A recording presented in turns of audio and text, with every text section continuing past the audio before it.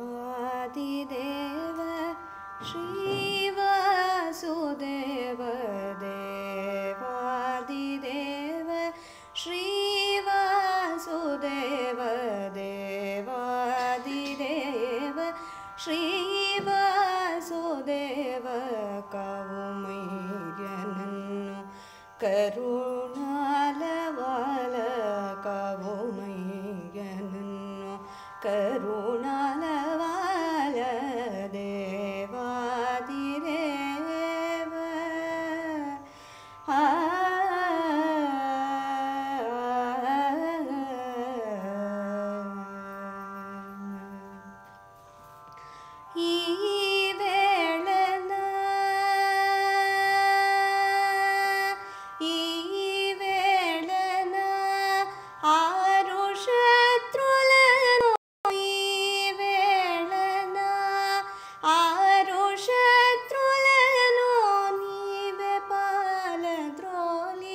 निज भक्तु जैसी नीवे बाल द्रोली निज भक्तु जैसी देवादि देव श्रीवासुदेव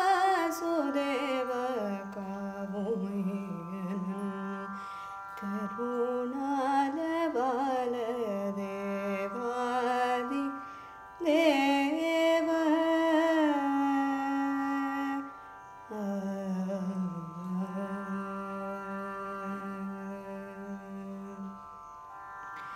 ने చేసిన పూజా ఫలమునే చేసిన పూజా ఫలము నా పూర్వజుల పుణ్య ఫలమునే చేసిన పూజా ఫలము నా పూర్వజుల पुण्यफलमु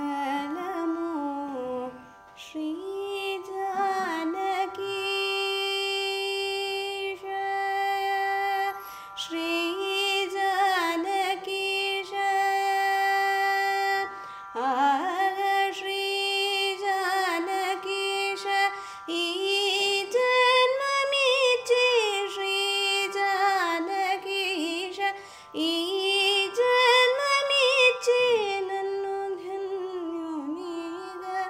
भुवि जैसी देवी श्री जानकीश जन्मइच्छि नन्नु धन्युनिग भुवि जैसी देवी देवादि देव श्री वासुदेव कावुमय्यनन्नु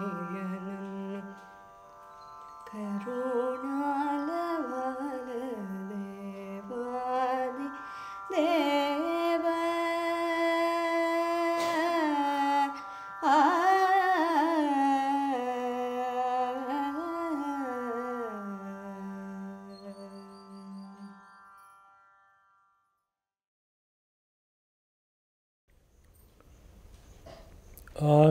आनन्दमानन्दकरं प्रसन्नं ज्ञानस्वरूपं निजबोधयुक्तं योगीन्द्रमीड्यं भवरोगवैद्यं श्रीमत्परं ब्रह्मगुरुं स्मरामि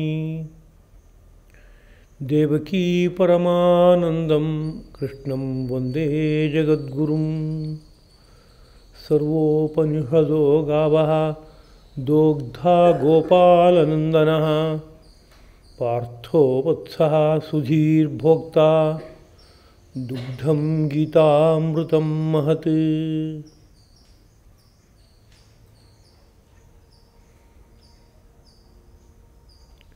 ಎಲ್ಲೆಲ್ಲೂ ಬೆಳಗುವ ಗುರು ಪರಂಜ್ಯೋತಿಗೆ ನಮೋ ನಮಃ.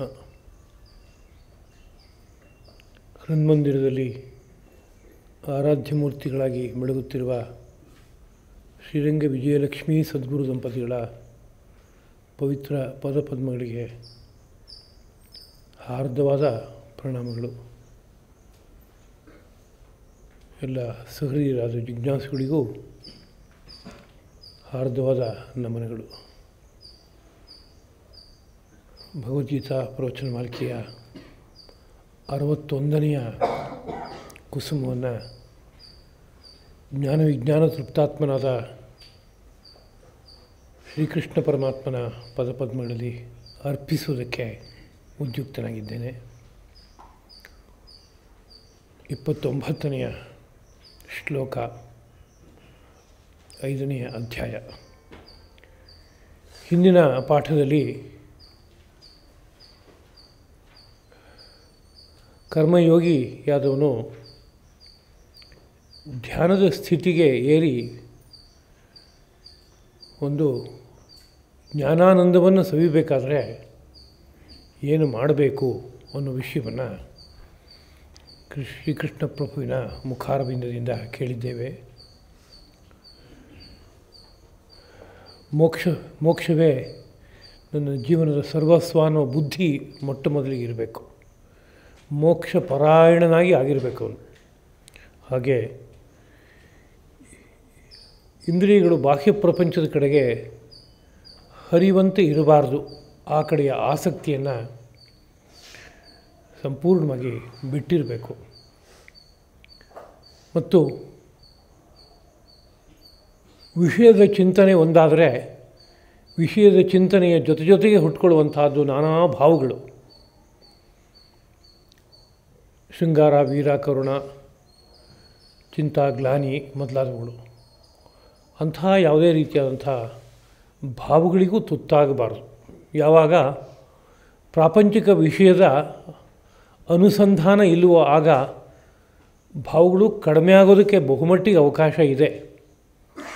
ಬಹುಮಟ್ಟಿಗೆ ಅಂತ ಹೇಳೋದಕ್ಕೆ ಕಾರಣ, ಹೊರಗಡೆ ಯಾವ ಇಂದ್ರಿಯಗಳ ವಿಷಯವನ್ನು ಅನುಸಂಧಾನ ಮಾಡಿಲ್ಲ, ಕಣ್ಣು ಮುಚ್ಕೊಂಡಿದ್ದೀನಿ, ನನ್ನ ಪಾಡಿನ ಕೂತಿದ್ದೀನಿ ಅಂತಂದ್ರೂ ಮನಸ್ಸಿನೊಳಗೆ ಬೇಕಾದಷ್ಟು ಮಂಡಿಗೆಯನ್ನು ಮಾಡ್ಕೊಳ್ಳೋಕ್ಕಾಗತ್ತೆ. ಹಳೇದನ್ನ ಸ್ಮರಣೆ ಮಾಡಿಕೊಂಡು ಅದರ ದ್ವಾರ ಅನೇಕ ಭಾವಗಳಿಗೆ ತುತ್ತಾಗೋಕ್ಕೆ ಅವಕಾಶ ಇದೆ.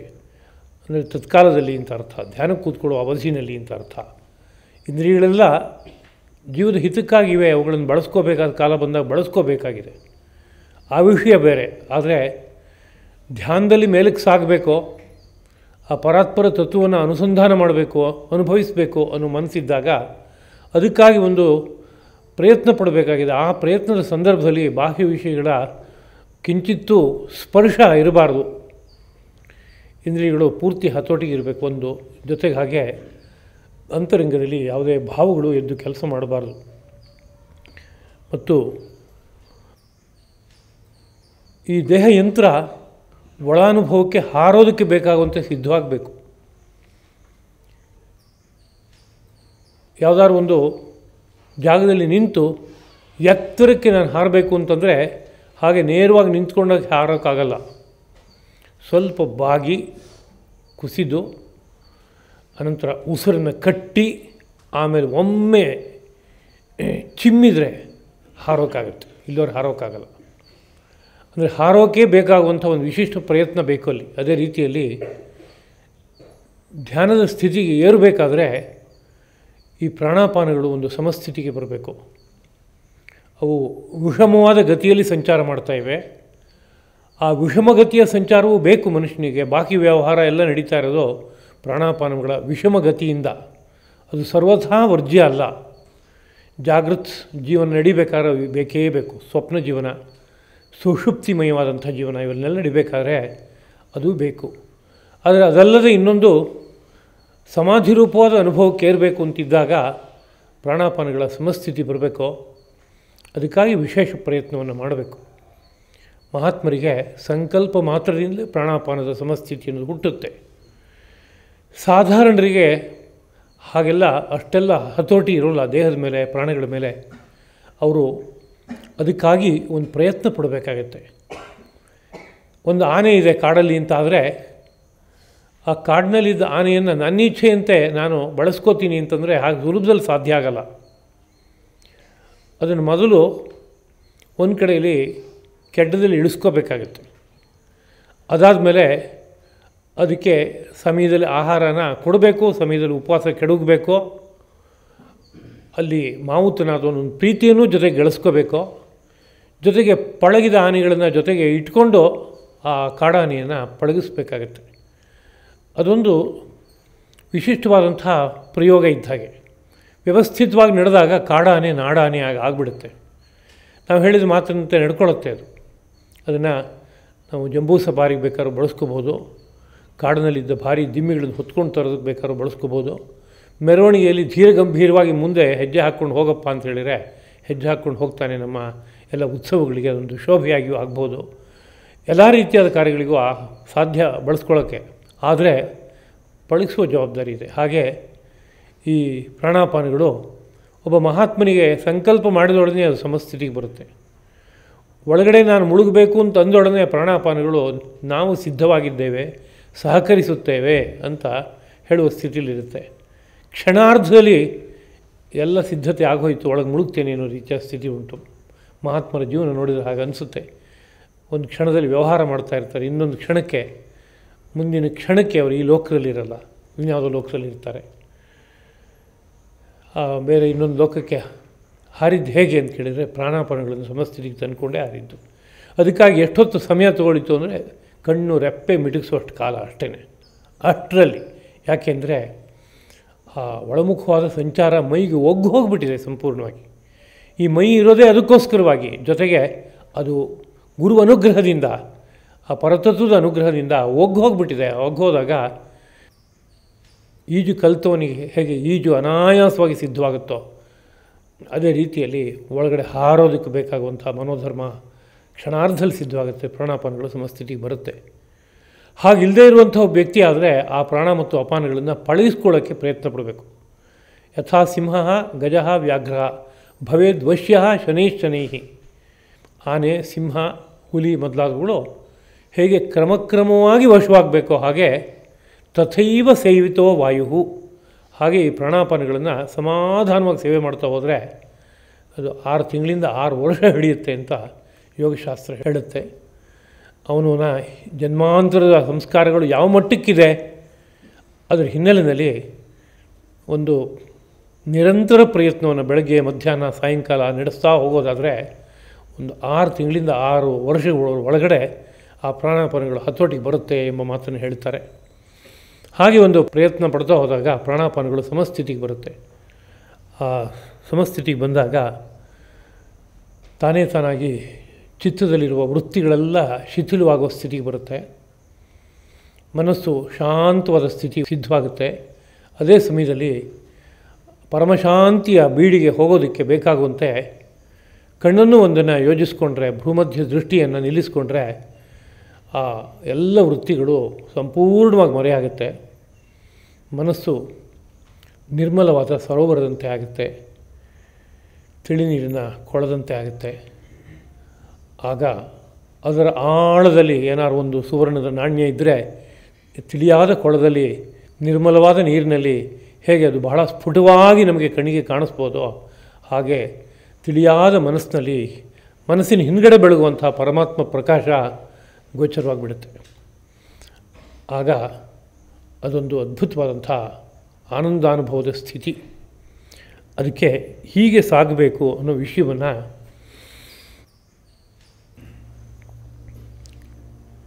ಯೋಗೇಶ್ವರನಾದ ಶ್ರೀಕೃಷ್ಣ ಅವನಿಗೆ ತಾನೇ ಈ ವಿಷಯದಲ್ಲಿ ಇದಮಿತ್ತಂ ಎಂಬುದಾಗಿ ಮಾತನಾಡೋದಕ್ಕೆ ಹಕ್ಕು. ಕಾರಣ ಆ ವಿದ್ಯೆಯಲ್ಲಿ ಅವನಿಗಿಂತ ನಿಷ್ಣಾತನಾದವನು ಇನ್ನೊಬ್ಬ ಇಲ್ಲ. ಅವನೇ ಆ ವಿದ್ಯೆ, ಅವನೇ ಯೋಗ, ಅವನೇ ಯೋಗೇಶ್ವರ ಆಗಿದ್ದಾನೆ. ಆದ್ದರಿಂದ ಅವನು ಆ ವಿದ್ಯೆಯ ಬಗ್ಗೆ ಒಂದು ಪರಿಚಯವನ್ನು ಕೊಡ್ತಾನೆ ಅನ್ನೋ ಮಾತು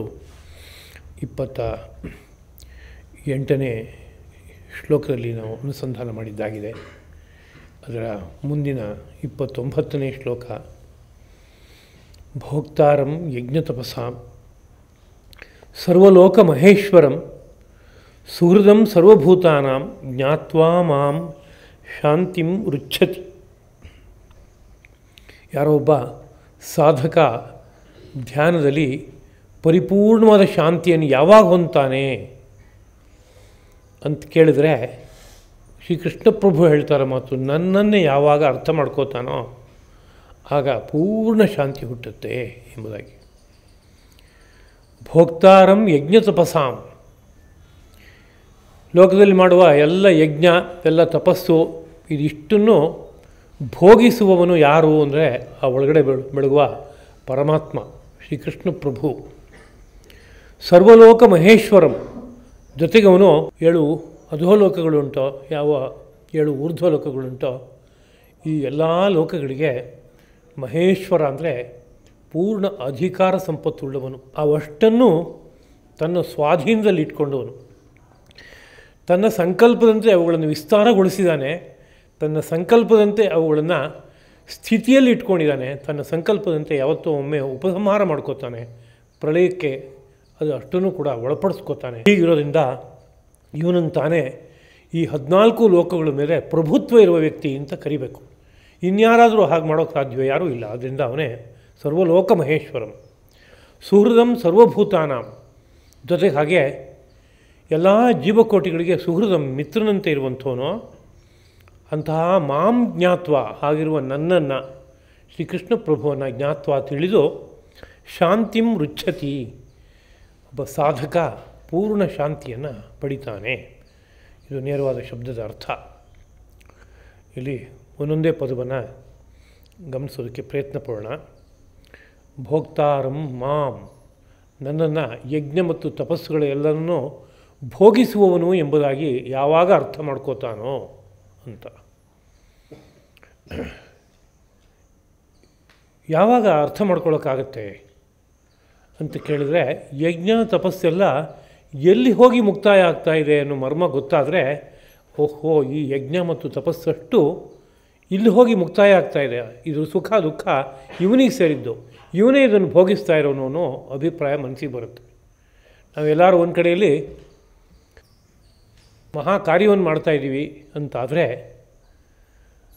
ಆ ಮಹಾಕಾರ್ಯದ ಫಲ ಎಲ್ಲೋ ಒಂದು ಕಡೆಯಲ್ಲಿ ನಾವು ಬಂದು ಸೇರ್ತಾ ಇದೆ ಅಂತ ಇನ್ನೊಬ್ಬನಿಗೆ ಗೊತ್ತಾದರೆ ಆಗ ಇವನು ತಾನೇ ಫಲವನ್ನು ಅನುಭವಿಸ್ತಾ ಇರೋನು ಅಂತ ನಾವು ಲೆಕ್ಕಾಚಾರ ಹಾಕೋಕ್ಕೆ ಬರುತ್ತೆ. ಇಲ್ಲಿ ಹೋದರೆ ಅರ್ಥ ಆಗಲ್ಲ. ಹಾಗೆ ಇಲ್ಲೂ ಕೂಡ ಅಷ್ಟೇ, ಯಜ್ಞ ಉಂಟು ತಪಸ್ಸು ಉಂಟು. ಯಜ್ಞ ಮತ್ತು ತಪಸ್ಸಿನ ಫಲ ಲೋಕಕ್ಕೆ ಇಲ್ಲವೇ ಅಂದರೆ ಇದೆ. ಆದರೆ ಯಾವುದರ ಪರಿಣಾಮವಾಗಿ ಅದು ಸಿಗ್ತಾಯಿದೆ ಅಂತ ಕೇಳಿದ್ರೆ, ಆ ಒಳಗಡೆ ಬೆಳಗುವ ಪರಮಾತ್ಮ ಪ್ರಸನ್ನನಾಗೋದರ ಪರಿಣಾಮವಾಗಿ ಆ ಕಾರ್ಯದಲ್ಲಿ ತೊಡಗಿದವನಿಗೆ ಏನೋ ಒಂದು ಲಾಭ ಇದೆ, ಇಲ್ಲ ಅಂತಲ್ಲ. ಆದರೆ ತುಂಬ ಪ್ರಧಾನವಾಗಿ ಯಜ್ಞ ತಪಸ್ಸು ಯಾವ ಲಕ್ಷ್ಯದಿಂದ ಹೊರಟಿದೆ, ಎಲ್ಲಿ ಮುಕ್ತಾಯವಾಗುತ್ತೆ ಅಂತ ಕೇಳಿದ್ರೆ, ಸರ್ವಂ ಕರ್ಮ ಅಖಿಲಂ ಪಾರ್ಥ ಜ್ಞಾನೇ ಪರಿಸಮಾಪ್ಯತೆ. ಈ ಮಾತನ್ನು ಭದ್ರವಾಗಿ ನೆನಪಿಟ್ಕೋಬೇಕು. ಎಲ್ಲ ಕರ್ಮಗಳು ಅಂದರೆ ಎಲ್ಲ ಕರ್ಮ ಅಂದರೆ ಆದರ್ಶವಾದ ಕರ್ಮಗಳು ಅಂತ ಇಟ್ಕೋಬೇಕು.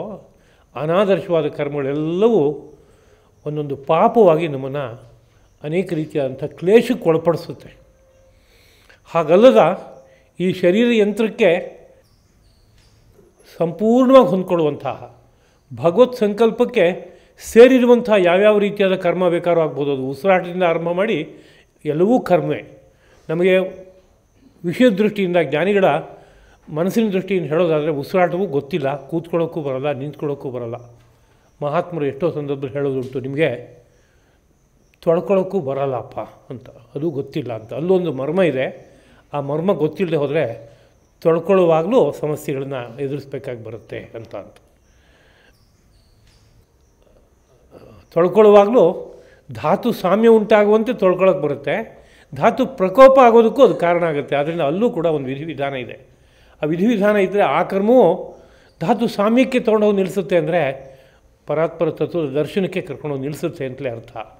ಆ ನೇರದಲ್ಲಿ ತೊಗೊಂಡ್ರೆ ಭಾರತೀಯವಾದಂತಹ ಯಾವ್ಯಾವ ರೀತಿಯಾದ ವೇದೋಕ್ತವಾದ ಕರ್ಮಗಳಿದೆಯೋ ಆ ಎಲ್ಲ ಕರ್ಮಗಳು ಅಧಿಕಾರಿಯಾದಂಥ ವ್ಯಕ್ತಿಯು ವಿಧಾನವರಿತು ಆಚರಿಸಿದಾಗ ಅದಷ್ಟು ಕೂಡ ಧಾತು ಸಾಮ್ಯವನ್ನು ಕೊಟ್ಟು ಕೊನೆಯಲ್ಲಿ ಪರಮಾತ್ಮ ಪ್ರಕಾಶವನ್ನು ಉಂಟು ಮಾಡಿ ಮುಕ್ತಾಯವನ್ನು ಹೊಂದುತ್ತೆ. ಇದನ್ನು ಯಾವ ಭಾಷೆಯಲ್ಲಿ ನಾವು ಹೊರಗಡೆಯಿಂದ ಕರಿಬಹುದು ಅಂತ ಕೇಳಿದರೆ, ಈ ಯಜ್ಞ ತಪಸ್ಸು ಅಷ್ಟನ್ನು ಭೋಗಿಸುವವನು ಅವನೇಪ್ಪ ಅನ್ನೋ ಭಾಷೆಯಲ್ಲಿ ಶ್ರೀಕೃಷ್ಣ ಪ್ರಭು ಅದನ್ನ ಹೇಳ್ತಾ ಇದ್ದಾನೆ. ಹಾಗೆ ತಗೋಬೇಕು. ಮುಂದೆ ಭಗವದ್ಗೀತೆಯಲ್ಲೇ ಒಂದು ಮಾತು ಬರುತ್ತೆ, ಅಹಂ ಹಿ ಸರ್ವಯಜ್ಞಾನಾಂ ಭೋಕ್ತಾಚ ಪ್ರಭುರೇವಚ. ಎಲ್ಲ ಯಜ್ಞಗಳಿಗೆ ಭೋಕ್ತೃ ನಾನೇ, ಪ್ರಭುವೂ ನಾನೇ. ಭೋಕ್ತೃ ನಾನೇ ಅಂತಂದರೆ ಅದರ ಎಲ್ಲ ರೀತಿಯಾದ ವಿಶಿಷ್ಟವಾದಂಥ ಪ್ರಯೋಜನ ನನ್ನಲ್ಲಿ ಬಂದು ನೆಲೆ ನಿಂತಾಗ ಲಭ್ಯವಾಗುತ್ತೆ. ಹಾಗಿರೋದನ್ನು ನಾನೇ ಅಲ್ಲಿ ಲಕ್ಷ್ಯ. ಹಾಗೆ ಪ್ರಭುರೇವಚ, ಅದರ ಮೇಲೆ ಪೂರ್ತಿ ಆಧಿಪತ್ಯ, ಹೋಲ್ಡ್ ನನ್ನದೇ ಇರೋದದು. ನತು ಮಾಂ ಅಭಿಜಾನಂತಿ ತತ್ವೇನ ಅತಶ್ಚವಂತಿತೆ. ಆದರೆ ನಾನು ಹೀಗಿದ್ದೀನಿ ಅನ್ನೋದನ್ನು ಅರ್ಥ ಮಾಡ್ಕೊಳ್ಳದೇ ಇರೋದ್ರಿಂದ ಲೋಕದ ಜನಗಳು ಚವಂತಿ, ಜಾರಿ ಹೋಗ್ತಾರೆ, ಪ್ರಪಂಚದಲ್ಲಿ ಸಿಗಾಕ್ಕೋತಾರೆ, ಸಂಸಾರ ಚಕ್ರಕ್ಕೆ ಒಳಪಡ್ತಾರೆ. ನಾನು ಏನು ಅನ್ನೋದನ್ನ ಅವ್ರು ಅರ್ಥ ಮಾಡಿಕೊಂಡ್ರೆ ಆಗ ಆ ರೀತಿಯಲ್ಲಿ ಆಗೋಕ್ಕೆ ಅವಕಾಶವೇ ಇಲ್ಲ ಅನ್ನೋ ಮಾತು ಮುಂದಕ್ಕೆ ಬರುತ್ತೆ. ಅದನ್ನು ನೆನಪಲ್ಲಿ ಇಟ್ಕೊಂಡು ಹೋಗ್ತಾ ಅನ್ನೋ ಪದಕ್ಕೆ ಇಲ್ಲಿ ಅರ್ಥ ಮಾಡ್ಕೋಬೇಕು. ಯಜ್ಞ ತಪಸ್ಸು ಅನ್ನೋ ಪದಕ್ಕೆ ಹಿಂದೆ ಅನುಸಂಧಾನ ಮಾಡಿದ್ದೇವೆ. ಯಜ್ಞ ಅಂದರೆ ಒಳಗಡೆ ಬೆಳಗುವ ಪರಮಾತ್ಮನಿಗೆ ಪ್ರೀತಿಯನ್ನು ಉಂಟು ಮಾಡುವ. ಪರಮಾತ್ಮನಿಗೆ ಪ್ರೀತಿಯನ್ನು ಉಂಟು ಮಾಡೋದು ಅನ್ನೋ ತಾತ್ಪರ್ಯ, ಪರಮಾತ್ಮ ಯಾವಾಗ ಪ್ರೀತನಾಗ್ತಾನೆ ಅಂತ ಕೇಳಿದ್ರೆ ಈ ದೇಹ ಯಂತ್ರವನ್ನು ವ್ಯವಸ್ಥಿತವಾಗಿ ಬಳಸಿದಾಗ, ಈ ನಮ್ಮ ಸುತ್ತಮುತ್ತಲಿ ಸಿಕ್ಕಿರುವಂಥ ದ್ರವ್ಯಗಳನ್ನು ಸರಿಯಾಗಿ ಬಳಸಿದಾಗ, ಕಾಲ ದೇಶಗಳನ್ನು ಸರಿಯಾಗಿ ಬಳಸಿದಾಗ ಭಗವಂತನಿಗೆ ಪೂರ್ತಿ ಪ್ರಸನ್ನತೆ ಉಂಟಾಗುತ್ತೆ. ಭಗವಂತನಿಗೆ ಪ್ರಸನ್ನತೆ ಉಂಟಾಗುತ್ತೆ ಅನ್ನೋಕ್ಕೆ ಇನ್ನೂ ಅರ್ಥ ಏನು ಅಂತ ಕೇಳಿದರೆ ಅವನು ಹೃದಯದಲ್ಲಿ ಬೆಳಗೋಕ್ಕೆ ಶುರು ಮಾಡ್ತಾನೆ. ಅದೇ ಪ್ರಸನ್ನತೆ ಭಗವಂತಂದು. ಈಗ ಮರೆಯಲಿದ್ದಾನೆ, ಅವನು ಕಾಣಿಸ್ಕೋತಾ ಇಲ್ಲ. ಯಾವುದೋ ಒಂದು ಮಾಯೆಯ ತೆರೆ ಮುಚ್ಚಿಬಿಟ್ಟಿದೆ. ಆ ಮಾಯೆಯ ತೆರೆ ತೆರೆದ್ರೆ ಅವನು ಬೆಳಗೋಕ್ಕೆ ಶುರುವಾಗ್ತಾನೆ. ಅದನ್ನೇ ಯಾವ ಭಾಷೆಯಲ್ಲಿ ಕರೀತಾರೆ ಅಂದರೆ ಭಗವಂತ ಪ್ರಸನ್ನಾದ ಅಂತ. ಆ ಪ್ರಸನ್ನನಾಗೋದು ಅನೇಕ ಹಂತಗಳಲ್ಲಿ ನಡೀತಾ ಹೋಗಿ ಕೊನೆಯಲ್ಲಿ ಆ ಬೆಳಕು ಕಾಣಿಸುತ್ತೆ. ಆದ್ದರಿಂದ ಯಾವುದೋ ಒಂದು ಮಾಡಿದ ಕರ್ಮ ತತ್ಕಾಲದಲ್ಲಿ ಎಲ್ಲರಿಗೂ ಆ ರೀತಿಯಾದ ಅತ್ಯದ್ಭುತವಾದ ಅನುಭವಕ್ಕೆ ತೊಗೊಂಡೋಗಿ ನಿಲ್ಲಿಸದೆ ಹೋದರೂ ಸಹ ಅದು ವಿಧಿವಿಧಾನವನ್ನು ಅನುಸರಿಸಿ ನಡೀತಾ ಇದೆ ಅಂತಾದರೆ, ಆ ಕರ್ಮದ ಫಲವನ್ನು ಅನುಭವಿಸೋಕೆ ಬೇಕಾಗುವ ಹಕ್ಕು ಇವನಲ್ಲಿದೆ ಅಂತಾದರೆ, ಅದು ಕಿಂಚಿತ್ ಫಲ ಕೊಟ್ಕೋತ ಯಾವುದೋ ಒಂದು ಸಂದರ್ಭದಲ್ಲಿ ಆ ಕರ್ಮ ತುದಿಗೆ ತೊಗೊಂಡು ಹೋಗಿ ತಲುಪಿಸ್ಬಿಡುತ್ತೆ. ಆ ಒಳ ಬೆಳಕನ್ನು ದರ್ಶನ ಮಾಡಿಸ್ಕೊಡುತ್ತೆ ಅಂತ ಅರ್ಥ. ಅದರಿಂದ ಯಜ್ಞ ಅದಕ್ಕಾಗಿ ಬಂದಿದೆ. ತಪಸ್ಸು ಎಷ್ಟೆಷ್ಟೋ ಜನ್ಮಗಳಿಂದ ಜೀವ ಯಾತ್ರೆ ಮಾಡ್ಕೊಂಡು ಬಂದಾಗ ಎಷ್ಟೆಷ್ಟೋ ಪಾಪಗಳನ್ನು ಸಂಗ್ರಹ ಮಾಡ್ಕೊಂಬಂದಿರೋ ವಿಷಯ ಉಂಟು. ಈ ಪಾಪಗಳು ಮುಂದಿನ ಜನ್ಮಕ್ಕೆ ಕರ್ಕೊಂಡು ಹೋಗಿ ಕಾಯ್ತಾ ನಿಂತ್ಕೊಂಡಿವೆ. ಅವಳು ಸರಣಿ ಇಲ್ಲಿ ನಿಂತಿವೆ, ಕ್ಯೂನಲ್ಲಿ ನಿಂತಿವೆ. ಈ ಜನ್ಮ ಮುಗಿಲಿ, ಈಗ ನನ್ನನ್ನು ನೀನು ಮಾತಾಡಿಸ್ತಾ ಇಲ್ಲ, ನಿನ್ನನ್ನು ನಾನು ಮಾತಾಡ್ಸೋಕ್ಕಾಗ್ತಾಯಿಲ್ಲ, ಅದ್ರ ಸರದಿ ಬರುತ್ತೆ, ನಾನು ಬಿಡೋಲ್ಲ. ಈ ಜನ್ಮ ಮುಗೀತು ಅಂದ್ಕೂಡಲೇ ನಾನು ಬಂದು ನಿಂತ್ಕೋತೀನಿ, ನಿನ್ನ ಎಲ್ಲಿ ಕರ್ಕೊಂಡು ಹೋಗಬೇಕು ಅಲ್ಲಿ ಕರ್ಕೊಂಡು ಹೋಗ್ತೀನಿ. ಅಲ್ಲಿ ಯಾವ್ಯಾವ ರೀತಿಯಾದಂಥ ನಿನಗೆ ದಂಡನೆಗಳಾಗಬೇಕಾಗಿದೆಯೋ ನಿನ್ನ ಪಾಪಕ್ಕೆ ಅಂಥ ದಂಡನೆಯನ್ನು ನಾನು ಕೊಟ್ಟೇ ಕೊಡ್ತೀನಿ ಅಂತ ಅವು ಕಾದು ನಿಂತಿವೆ. ಇರುವ ಮೋಕ್ಷ ಎಲ್ಲಿಂದ ಸಿಗುತ್ತೆ? ಮೋಕ್ಷ ಸಿಗಬೇಕಾದ್ರೆ ಆ ಪಾಪಗಳನ್ನೆಲ್ಲ ಕಳ್ಕೋಬೇಕಾಗಿದೆ. ಆ ಪಾಪವನ್ನು ಕಳ್ಕೊಳ್ಳೋಕ್ಕೋಸ್ಕರವಾಗಿ ತಂದಿರುವಂತಹ ವಿಶಿಷ್ಟವಾದ ಒಂದು ಪ್ರಯೋಗಗಳನ್ನು, ಅಭ್ಯಾಸಗಳನ್ನು ತಪಸ್ಸು ಅಂತ ಕರೀತಾರೆ. ಅದು ಒಂದೊಂದು ಪ್ರಯೋಗ ಅಂತ ಯಾಕೆ ಕರಿಬೇಕು ಅಂತ ಕೇಳಿದ್ರೆ ಅದರಲ್ಲಿ ವಿಧಿವಿಧಾನ ಇದೆ. ವ್ಯವಸ್ಥಿತವಾಗಿ ನಡೆದ್ರೆ ಮಾತ್ರ ಆ ಫಲ ಬರುತ್ತೆ, ಇಲ್ಲದವ್ರು ಬರಲ್ಲ. ಹೇಗೆ ಇವತ್ತಿನ ಆಧುನಿಕ ವಿಜ್ಞಾನದಲ್ಲಿ ಒಂದು ಲ್ಯಾಬಲ್ಲಿ ಒಂದು ಪ್ರಯೋಗ ಅಂತಂದರೆ ಅದು ಹೀಗೆ ನಡಿಬೇಕು ಅಂತ ಒಂದು ವ್ಯವಸ್ಥೆ ಇದೆ. ಅಲ್ಲಿ ನನ್ನ ಇಚ್ಛೆಯಂತೆ ನಾನು ಬೇಕಾದ ಹಾಗೆ ಪರಿವರ್ತನೆ ಮಾಡ್ಕೊಳ್ಳೋಕ್ಕೆ ಅಂತ ಅವಕಾಶ ಇರಲ್ಲ. ಯಾವುದೋ ಜಾಗದಲ್ಲಿ ಒಂದು ಟೆಸ್ಟ್ ಟ್ಯೂಬ್ನಲ್ಲಿ ಹೈಡ್ರೋಕ್ಲೋರಿಕ್ ಆ್ಯಸಿಡ್ ತಗೋ ಅಂತೇಳಿದರೆ ಹೈಡ್ರೋಕ್ಲೋರಿಕ್ ಆ್ಯಸಿಡ್ ಇಲ್ಲ ಸ್ವಾಮಿ, ಅದಕ್ಕೆ ಬದಲಿಗೆ ಅದು ಟ್ರಾನ್ಸ್ಪರೆಂಟ್ ಆಗಿರುತ್ತೆ, ನೀರು ಟ್ರಾನ್ಸ್ಪರೆಂಟ್ ಆಗಿರುತ್ತೆ, ನೀರೇ ಹಾಕ್ತೀನಿ ನಾನು ಅಂತಂದರೆ ಪ್ರಯೋಗ ಆಗಲ್ಲ. ಅದು ಇದು ನನ್ನ ಮನಸ್ಸಿನ ಸಂಕಲ್ಪ ಆಗೋಯ್ತು ಅಷ್ಟೇ ಹೊತ್ತು. ಪ್ರಯೋಗ ಅಂತಂದಾಗ ಅದರದ್ದ ವಿಧಿವಿಧಾನ ಅನುಸರಿಸಲೇಬೇಕಲ್ಲ. ಹಾಗೆ ಇಲ್ಲೂ ಅಷ್ಟೇ, ತಪಸ್ಸು ಅಂತಂದರೆ ನಮ್ಮ ದೇಹದಲ್ಲಿರೋ ಪಾಪವನ್ನೆಲ್ಲ ದಹಿಸೋಕ್ಕೋಸ್ಕರ ಇರುವ ಸಾಧನ. ಅದು ದಹಿಸಬೇಕಾದ್ರೆ ಹೇಗೆ ಅದನ್ನು ಸಾಧಿಸಬೇಕು ಅನ್ನೋದನ್ನು ಮಹಾತ್ಮರು ಒಂದು ಮಾರ್ಗ ಹಾಕಿಕೊಟ್ಟರು. ಇವತ್ತು ಬಹುಮಟ್ಟಿಗೆ ನಶಿಸಿ ಹೋಗಿದೆ.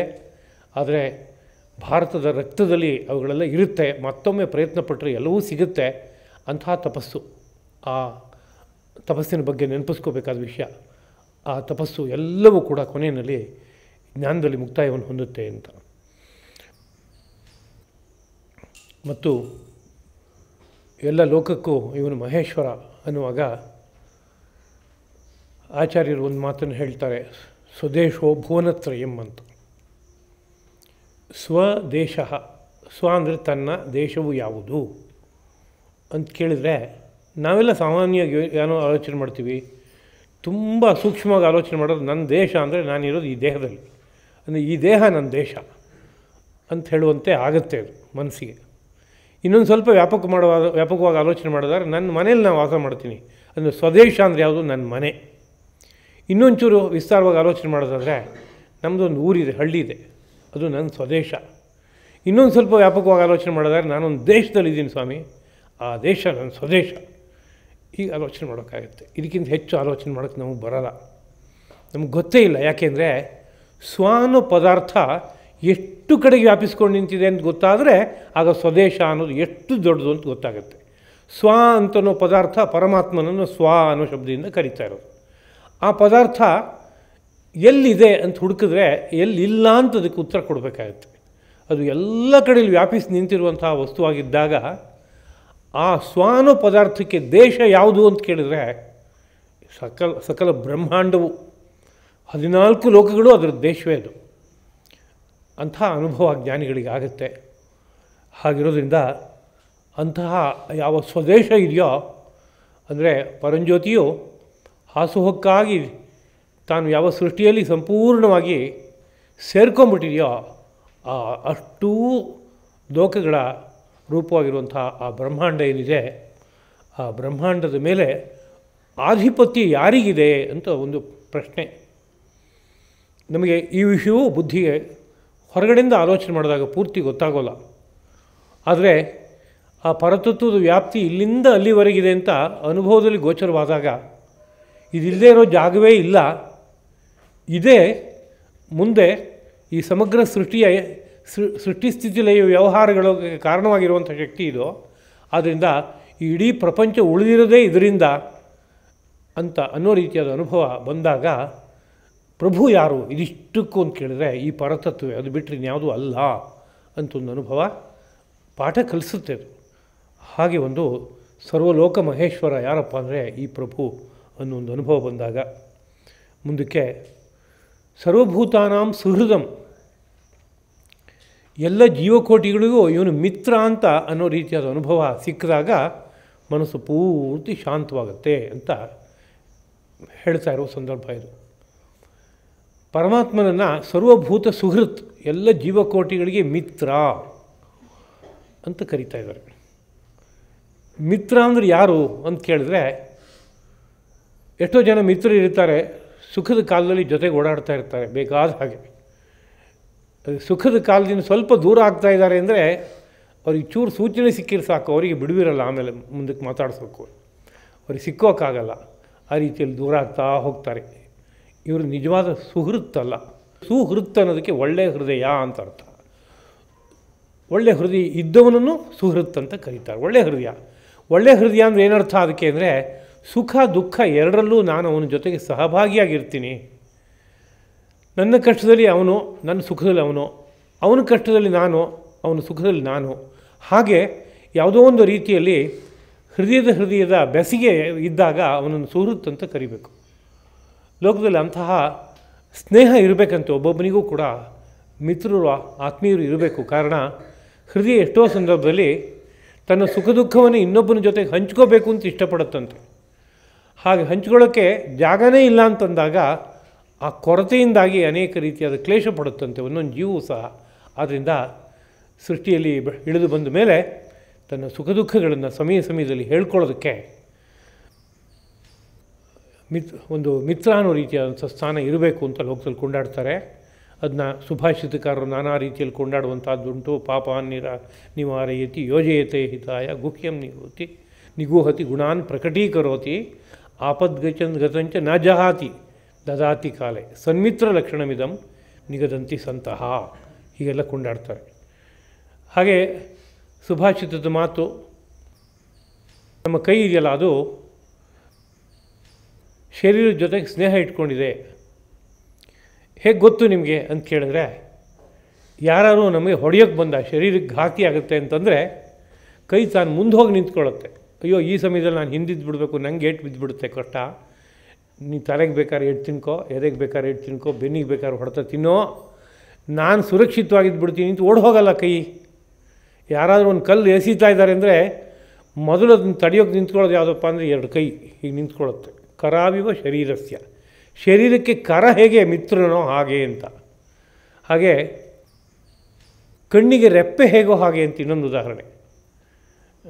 ಕಣ್ಣಿಗೆ ಯಾವುದೋ ಒಂದು ಧೂಳು ಬರ್ತಾ ಇದೆ, ಏನೋ ಒಂದು ಅಪಾಯ ಬರ್ತಾ ಇದೆ ಅಂದರೆ ರೆಪ್ಪೆ ಯಾರನ್ನೂ ಕೇಳೋಕ್ಕೆ ಹೋಗಲ್ಲ, ನನ್ನ ಕರ್ತವ್ಯ ಇದೆಯೇ ಅಂತ. ಇದು ಅದು ಚಕ್ಕಂತ ಮುಚ್ಕೊಳ್ಳುತ್ತೆ ಒಂದು ಕ್ಷಣಕ್ಕೆ. ಯಾಕೆ ಅಂದರೆ ಇದನ್ನು ರಕ್ಷಣೆ ಮಾಡೋದು ನನ್ನ ಕರ್ತವ್ಯ ಅಂತ ಅದಕ್ಕೆ ಇದೆ ಮನಸ್ಸಿನಲ್ಲಿ. ಹಾಗಿರೋದ್ರಿಂದ ಒಂದು ಸಣ್ಣ ಧೂಳಿನ ಕಣ ಏನೋ ಒಂದು ಬರ್ತಾ ಇದೆ ಅಂದರೆ ಚಕ್ ಅಂತ ಅದು ಕಣ್ಣು ಮುಚ್ಚಿಕೊಳ್ಳುತ್ತೆ. ಹೀಗೆ ಒಂದು ಹಿತೈಷಿತ್ವ ಎಂಬುದು ಇದ್ದರೆ ಅದು ಮಿತ್ರ ಲಕ್ಷಣ ಅಂತ. ಹಿತೈಷಿತ್ವ ಅಂದರೆ ಏನರ್ಥ? ಅವ್ರ ಹಿತವನ್ನು ನಾನು ಸಾಧಿಸ್ಕೊಡ್ಬೇಕು, ಅವ್ರ ಒಳ್ಳೆಯದನ್ನು ನಾನು ಸಾಧಿಸ್ಕೊಡ್ಬೇಕು ಅನ್ನೋ ಮನಸ್ಸಿದ್ದರೆ ಆಗ ನಿಜವಾದಂಥ ಮಿತ್ರತ್ವ ಅಂತ ಕರೀತಾರೆ. ಇಂತಹ ಮಿತ್ರರು ಲೋಕದಲ್ಲಿ ಬೇಕಾದಷ್ಟು ಇದ್ದಾರೆ ಅಂತಾದಾಗ ಇನ್ನು ಭಗವಂತನನ್ನು ಯಾಕೆ ಮಿತ್ರ ಅಂತ ಅನ್ಕೋಬೇಕು ಅಂತ ಪ್ರಶ್ನೆ ಹುಟ್ಕೊಳ್ಳುತ್ತೆ. ಇಲ್ಲೇನು ಹೇಳ್ತಾ ಇದ್ದಾನೆ ಕೃಷ್ಣ ಪ್ರಭು ಅಂದರೆ, ಸುಹೃದಂ ಸರ್ವಭೂತಾನಾಂ, ಎಲ್ಲ ಜೀವಕೋಟಿಗಳಿಗೂ ಸುಹೃತ್ ಅಂದರೆ ಮಿತ್ರ ಆ ಭಗವಂತ ಅನ್ನೋದು ಸಾಧಕನಿಗೆ ಯಾವತ್ತು ಗೊತ್ತಾಗುತ್ತೋ ಆಗ ಅವನಿಗೆ ಪರಮಶಾಂತಿ ಸಿಗುತ್ತೆ ಅಂತ ಹೇಳ್ತಾ ಇದ್ದಾನೆ. ಅವನು ನಮಗೆ ಸುಹೃತ್ ಹೌದೇ? ಪ್ರಶ್ನೆ ಹುಟ್ಕೊಳ್ಳುತ್ತೆ ನಮಗೆ. ಯಾಕೆಂದರೆ ನಮ್ಮ ಸುಖ ದುಃಖದಲ್ಲಿ ಅವನೇನಾದ್ರು ಬಂದು ಸಹಕಾರ ಕೊಡ್ತಾ ಇದ್ದಾನೆ. ಕಷ್ಟಪಡೋರು ನಾವೇನೆ.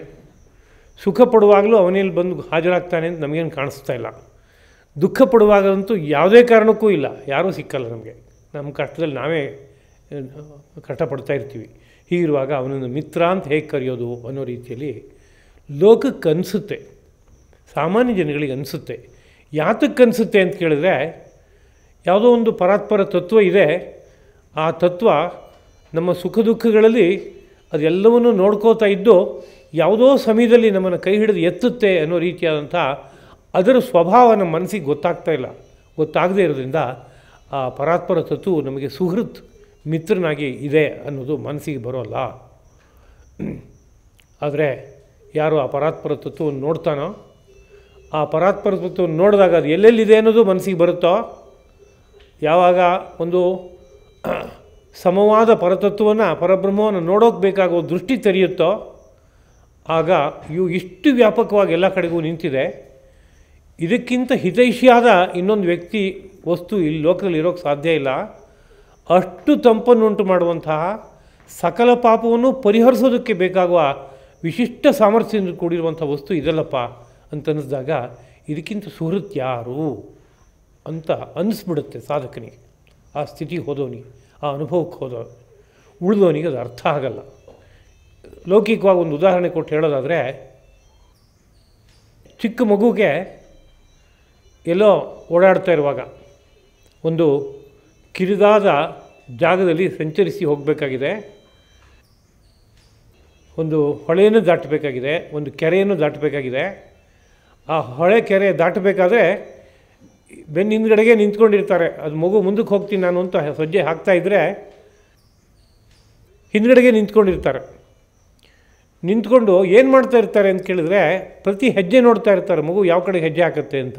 ಯಾಕೆಂದರೆ ಒಂದು ಹೆಜ್ಜೆ ತಪ್ಪ ಹಾಕಿದರೆ ಕೆಳಗಡೆ ಕೂಸ್ತು ಬಿದ್ದೋಗುತ್ತೆ, ಹೊಳೆಗೋ ಕೆರೆಗೋ. ಹಿಂದೆಲ್ಲ ಹಳ್ಳ ದಾಟೋಕೆ ಅಂತ ಅನ್ನೋದಕ್ಕೆ ವ್ಯವಸ್ಥೆ ಏನು ಮಾಡ್ಕೋತಾ ಇದ್ರು ಹಳ್ಳಿ ಕಡೆಯಲ್ಲೆಲ್ಲ, ಆ ಹಳ್ಳದ ಮೇಲ್ಗಡೆಗೆ ಒಂದೋ ಎರಡೋ ಅಡಿಕೆ ಕಂಬವನ್ನು ಮಲಗಿಸಿ ಅದ್ರ ಮೇಲೆ ನಡ್ಕೊಂಡು ಹೋಗೋದು, ಅದಕ್ಕೆ ಹಗ್ಗ ಹಾಕಿ ಕಟ್ಟಿ ಅದ್ರ ಮೇಲೆ ನಡ್ಕೊಂಡು ಹೋಗುವಂಥದ್ದು. ನಡ್ಕೊಂಡು ಹೋಗುವಾಗ ಸರಿಯಾಗಿ ಹೆಜ್ಜೆ ಇಟ್ಕೊಂಡು ಹೋದ್ರೆ ಮಾತ್ರ ಆ ಕಡೆ ದಾಟಕ್ಕಾಗತ್ತೆ. ಹೆಜ್ಜೆ ತಪ್ಪಿ ಏನಾದ್ರು ಪಕ್ಕಕ್ಕಿಟ್ಟರೆ ಮುಳುಗೋಗೋದೇ ಸಂಪೂರ್ಣ ಬಿದ್ದು. ಹಾಗೆ ಏನೋ ಒಂದು ಮಗು ಮುಂದಕ್ಕೆ ಹೋಗ್ತಾ ಇದೆ ಅಂದರೆ ಮಗು ಏನು ಅಂದ್ಕೊಳ್ಳುತ್ತೆ, ನಾನು ದಾಟ್ಕೊಂಡು ಹೋಗ್ತೀನಿ, ನನಗೆಲ್ಲ ಗೊತ್ತು, ನನಗೆ ಯಾರ ಸಹಕಾರವೂ ಬೇಡ, ನಾನು ಸ್ವತಂತ್ರ, ಹೀಗೆಲ್ಲ ಅಂದ್ಕೊಂಡು ಹೆಜ್ಜೆ ಹಾಕುತ್ತೆ. ಆದರೆ ಅಷ್ಟೆಲ್ಲ ನಿಜವಾದ ಸಾಮರ್ಥ್ಯ ಇದೆಯಾ ಅಂತ ಕೇಳಿದರೆ ಇಲ್ಲ ಅನ್ನೋ ತಂದೆ ತಾಯಿಗಳಿಗೆ ಗೊತ್ತಿರುತ್ತೆ. ಎಲ್ಲಿ ಬೇಕಾದರೂ ಮಗು ಆ ಕಡೆ ಈ ಕಡೆ ಹೆಜ್ಜೆ ಇಟ್ಕೊಂಡು ಯಾವ ಕಡೆಗೋ ನೋಡ್ಕೋತಾ ಕಾಲಿಡ್ಬೋದು, ಯಾವ ಕಡೆಗೋ ನೋಡ್ಕೋತಾ ಕಾಲಿಟ್ಬಿಟ್ರೆ ಮುಳುಗೋಗುತ್ತೆ ಮಗು. ಇಷ್ಟು ಗೊತ್ತಿರೋ ತಂದೆ ತಾಯಿಗಳು ಅವರೇನು ನೋಡ್ತಾ ಇರ್ತಾರೆ ಅಂದರೆ ಪ್ರತಿ ಹೆಜ್ಜೆ ಮಗುವಿನ ಬಗ್ಗೆ ಹಿಡ್ಕೊಳ್ಳೋಕ್ಕೆ ನೋಡ್ತಾನೆ ಇರ್ತಾರೆ. ಮಗು ಬಿಡಿಸ್ಕೊಳ್ಳೋಕ್ಕೆ ಪ್ರಯತ್ನ ಪಡುತ್ತೆ, ನಾನು ಬಿಟ್ಬಿಡು, ನಾನು ಹೋಗ್ತೀನಿ, ನಂಗೆ ಗೊತ್ತಾಗುತ್ತೆ ಅಂತ ಅದು ಹೇಳುತ್ತೆ. ಅದು ಎಷ್ಟು ಹೇಳಿದರೂ ಹಿಂದೆ ನಿಂತಿರ್ತಾರೆ, ಸದಾ ಜಾಗರೂಕವಾಗಿರ್ತಾರೆ. ಒಂದು ಚೂರು ಹೆಚ್ಚು ಕಡಿಮೆ ಆದರೆ ಭುಜ ಹಿಡಿದು ಅಥವಾ ಬಟ್ಟೆ ಹಿಡಿದು ಜುಟ್ಟು ಹಿಡಿದು ನಿಲ್ಲಿಸ್ಕೋತಾರೆ, ಹತೋಟಿಲಿ ಇಟ್ಕೋತಾರೆ. ಅದ್ರ ಮಗುಗೆ ಇದೆಲ್ಲ ಗೊತ್ತಾಗುತ್ತಾ ಅಂದರೆ ನನ್ನ ಹಿಂದ್ಗಡೆ ಈ ಥರದ್ದೊಂದು ದೊಡ್ಡ ರಕ್ಷಣಾ ವ್ಯವಸ್ಥೆ ಇದೆ ಅಂತ ಗೊತ್ತಾಗುತ್ತಾ ಅಂತ ಕೇಳಿದ್ರೆ ಮಗುಗೇನು ಗೊತ್ತಾಗಲ್ಲ. ಯಾವುದೋ ಅಪಾಯ ಉಂಟಾದಾಗ ತಂದೆ ತಾಯಿಗಳೇ ಹಿಡಿದು ಮೇಲಕ್ಕೆ ಎತ್ತಿದ್ರು ಅಂತ ಆದಾಗ ಅಯ್ಯೋ ನಮ್ಮ ತಂದೆ ತಾಯಿಗಳು ಇಷ್ಟೊಂದು ಉಪಕಾರ ಮಾಡಿದ್ರು ಅಂತ ಗೊತ್ತಾಗುತ್ತೆ. ಇಲ್ಲೋದ್ರೆ ಅದಕ್ಕೆ ದೃಷ್ಟಿ ಪೂರ್ತಿ ಮುಮ್ಮುಖನಾಗಿದೆ, ಹೊರಗಡೆಗೆ ಮಾತ್ರ ಕಾಣಿಸ್ತಾ ಇದೆ, ಹಿಂದ್ಗಡೆಗೆ ಏನು ಬೆಂಬಲ ಇದೆ ಅನ್ನೋದು ಮನಸ್ಸಿಗೆ ಏನೂ ಬರೋಲ್ಲ. ಅದೇ ರೀತಿಯಲ್ಲಿ ನಮ್ಮ ಬೆನ್ನ ಹಿಂದೆ ನಿಂತು ಆಗುಹೋಗುಗಳನ್ನೆಲ್ಲ ನೋಡ್ತಾ ಇರುವ ಸಾಕ್ಷಿಯಾಗಿರುವಂತಹ ಪರತತ್ವ ನಮಗೆ ಸುಹೃತ್ತಾಗಿದೆ.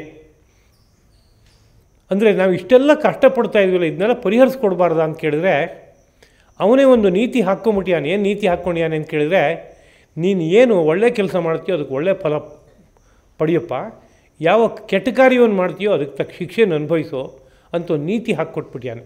ಆ ನೀತಿ ಅವನೇ ಹಾಕಿರುವಾಗ ಅವನೇನು ಮಾಡಬೇಕಾಗತ್ತೆ ಅಂದರೆ, ತಪ್ಪು ಯಾರೋ ಒಬ್ಬ ಮಾಡಿ ಶಿಕ್ಷೆಯನ್ನು ಅನುಭವಿಸ್ತಾ ಇದ್ದರೆ ಹಿಂದ್ಗಡೆ ನಿಂತ್ಕೊಂಡು ನೋಡ್ತಾ ಇರ್ತಾನೆ ಹೊರತು ಅವನು ಆ ಶಿಕ್ಷೆಯನ್ನು ವಜಾ ಆಗಿ ಮಾಡೋಕ್ಕಾಗಲ್ಲ. ಆ ವಜಾ ಮಾಡೋಕ್ಕೆ ಬೇಕಾಗುವಂತೆ ಏನಾದ್ರು ವಿಶೇಷವಾಗಿ ಆ ಜೀವ ಪಶ್ಚಾತ್ತಾಪ ಪಟ್ಟು ಭಗವಂತನನ್ನು ಮರೆ ಹೋದರೆ ಆಗ ವಜಾ ಮಾಡೋಕ್ಕೂ ಅವಕಾಶ ಇದೆ. ಅದು ಹಾಗಿಲ್ಲದೆ ಹೋದರೆ ಕಷ್ಟ ಅನುಭವಿಸಲೇಬೇಕು, ಅನುಭವಿಸ್ತಾ ಇರುತ್ತೆ ಜೀವ. ಯಾರ್ದೂ ಸಹಕಾರ ಇಲ್ಲ ಅಂತ ಅನ್ನಿಸ್ತಾ ಇರುತ್ತೆ. ಅದರ ಹಿಂದುಗಡೆಗೆ ಆ ಪರತತ್ವ ತಾನು ನಿಂತು ನೋಡ್ತಾ ಇರುತ್ತೆ ಜೀವಕ್ಕೆ ಯಾವುದಾದ್ರೂ ರೀತಿಯಲ್ಲಿ ಒಳ್ಳೆಯದಾಗಲಿ ಅಂತ. ಯಾವುದೋ ಸಮಯ ಸಿಕ್ಕಿದಾಗ ಅದು ಯಾವ್ಯಾವ ರೀತಿಯಲ್ಲಿ ಸನ್ಮಾರ್ಗಕ್ಕೆ ಕರ್ಕೊಂಡು ಹೋಗಬೇಕೋ ಹಾಗೆಲ್ಲ ಕರ್ಕೊಂಡು ಹೋಗಬೇಕಾಗುವಂಥ ಒಂದು ಸೂಚನೆಯನ್ನು ಕೊಟ್ಕೊಂಡು ಕರ್ಕೊಂಡು ಹೋಗೋ ಕೆಲಸವನ್ನೂ ಮಾಡುತ್ತೆ. ಆದರೆ ಜೀವಕ್ಕೆ ಅರ್ಥ ಆಗಲ್ಲ. ಹೀಗಿರೋದ್ರಿಂದ ಆ ಪರತತ್ವ ಎಂಬುದು ಒಂದು ಸುಹೃತ್, ಆತ್ಮೀಯ ಮಿತ್ರ ಅನ್ನೋ ರೀತಿಯಲ್ಲಿ ಭಾವಿಸಬೇಕಾಗಿದೆ. ಈ ವಿಷಯವನ್ನು ಅರ್ಥ ಮಾಡಿಕೊಂಡ್ರೆ ಆಗ ಒಬ್ಬ ಸಾಧಕ ಜ್ಞಾನಿಯಾಗಿ ಆಗ್ತಾನಾಗ ಆಗ ಅವನಿಗೆ ಶಾಂತಿ ಸಿಗುತ್ತೆ ಅಂತ. ಶಾಂತಿಂ ರುಚ್ಛತಿ, ಶಾಂತಿಯನ್ನು ಪಡಿತಾನೆ ಅಂತ. ಅಂದರೆ ಮನಸ್ಸಿನ ವೇಗಗಳೆಲ್ಲ ನಿಂತು ಹೋಗುತ್ತೆ. ಮನಸ್ಸು ಪರಮಶಾಂತವಾದ ಸ್ಥಿತಿಗೆ ಹೋಗಿ ಆ ಪರಾತ್ಪರ ತತ್ವದಲ್ಲಿ ಒಂದುಗೂಡೋಕ್ಕೆ ಬೇಕಾಗುವಂತೆ, ಮೋಕ್ಷವನ್ನು ಪಡೆಯೋಕ್ಕೆ ಬೇಕಾಗುವಂತೆ ಆಗುತ್ತೆ ಅಂತ ಅರ್ಥ. ಅಲ್ಲಿವರೆಗೆ ಯಾರ್ಯಾರು ಯಾವ್ಯಾವ ರೀತಿಯಾದ ಎಷ್ಟೆಷ್ಟು ಉಪದೇಶ ಮಾಡಿದರೂ ಸಹ ಮನಸ್ಸು ಮಾತ್ರ ಯಾವುದೋ ವಿಷಯದಲ್ಲಿ ಭಯ ಪಡುತ್ತೆ, ಯಾವುದೋ ವಿಷಯದಲ್ಲಿ ಕುಪಿತವಾಗುತ್ತೆ, ಇನ್ಯಾವ ವಿಷಯದಲ್ಲಿ ಲೋಭ ಪಡ್ತಾ ಇರುತ್ತೆ. ಯಾಕೆ ಅಂದರೆ ಎಲ್ಲಿ ಪರಮ ಸುಖ ಸಿಗುತ್ತೆ ಅನ್ನೋದು ಗೊತ್ತಾಗ್ತಾ ಇಲ್ಲ. ಇಲ್ಲೆಲ್ಲೋ ಲೌಕಿಕವಾಗಿ ವಿಷಯದಲ್ಲಿ ಸಿಗುತ್ತೆ ಅಂತ ಅಂದ್ಕೊಂಬಿಟ್ಟಿದೆ. ಅದೆಲ್ಲರೂ ತಪ್ಪೋಗುತ್ತೆ ಅಂದರೆ ಕೋಪ ಬರುತ್ತೆ, ಅದೆಲ್ಲೋ ತಪ್ಪೋಗುತ್ತೆ ಅಂದರೆ ಭಯ ಶುರುವಾಗುತ್ತೆ. ಹೀಗೆ ನಾನಾ ರೀತಿಯಾದ ಭಾವಗಳು ಹುಡ್ತಾನೆ ಇರುತ್ತೆ. ಮತ್ತು ಆ ಬಗ್ಗೆ ನಿಗಾ ಕೊಡಲೇಬೇಕು ಅಂತ ಅನಿಸುತ್ತೆ. ಇಂದ್ರಿಯಗಳು ಆ ಕಡೆಗೆ ನಿರಂತರವಾಗಿ ಸಂಚರಿಸ್ತಾನೆ ಇರುತ್ತೆ. ಇದು ನಿಲ್ಲೋದೇ ಇಲ್ಲ. ಯಾವಾಗ ಪೂರ್ತಿ ನಿಲ್ಲುತ್ತೆ ಅಂತ ಕೇಳಿದ್ರೆ ಒಳಗಡೆ ಇರೋ ಪರತತ್ವ ಇಷ್ಟು ಅದ್ಭುತವಾಗಿದೆ.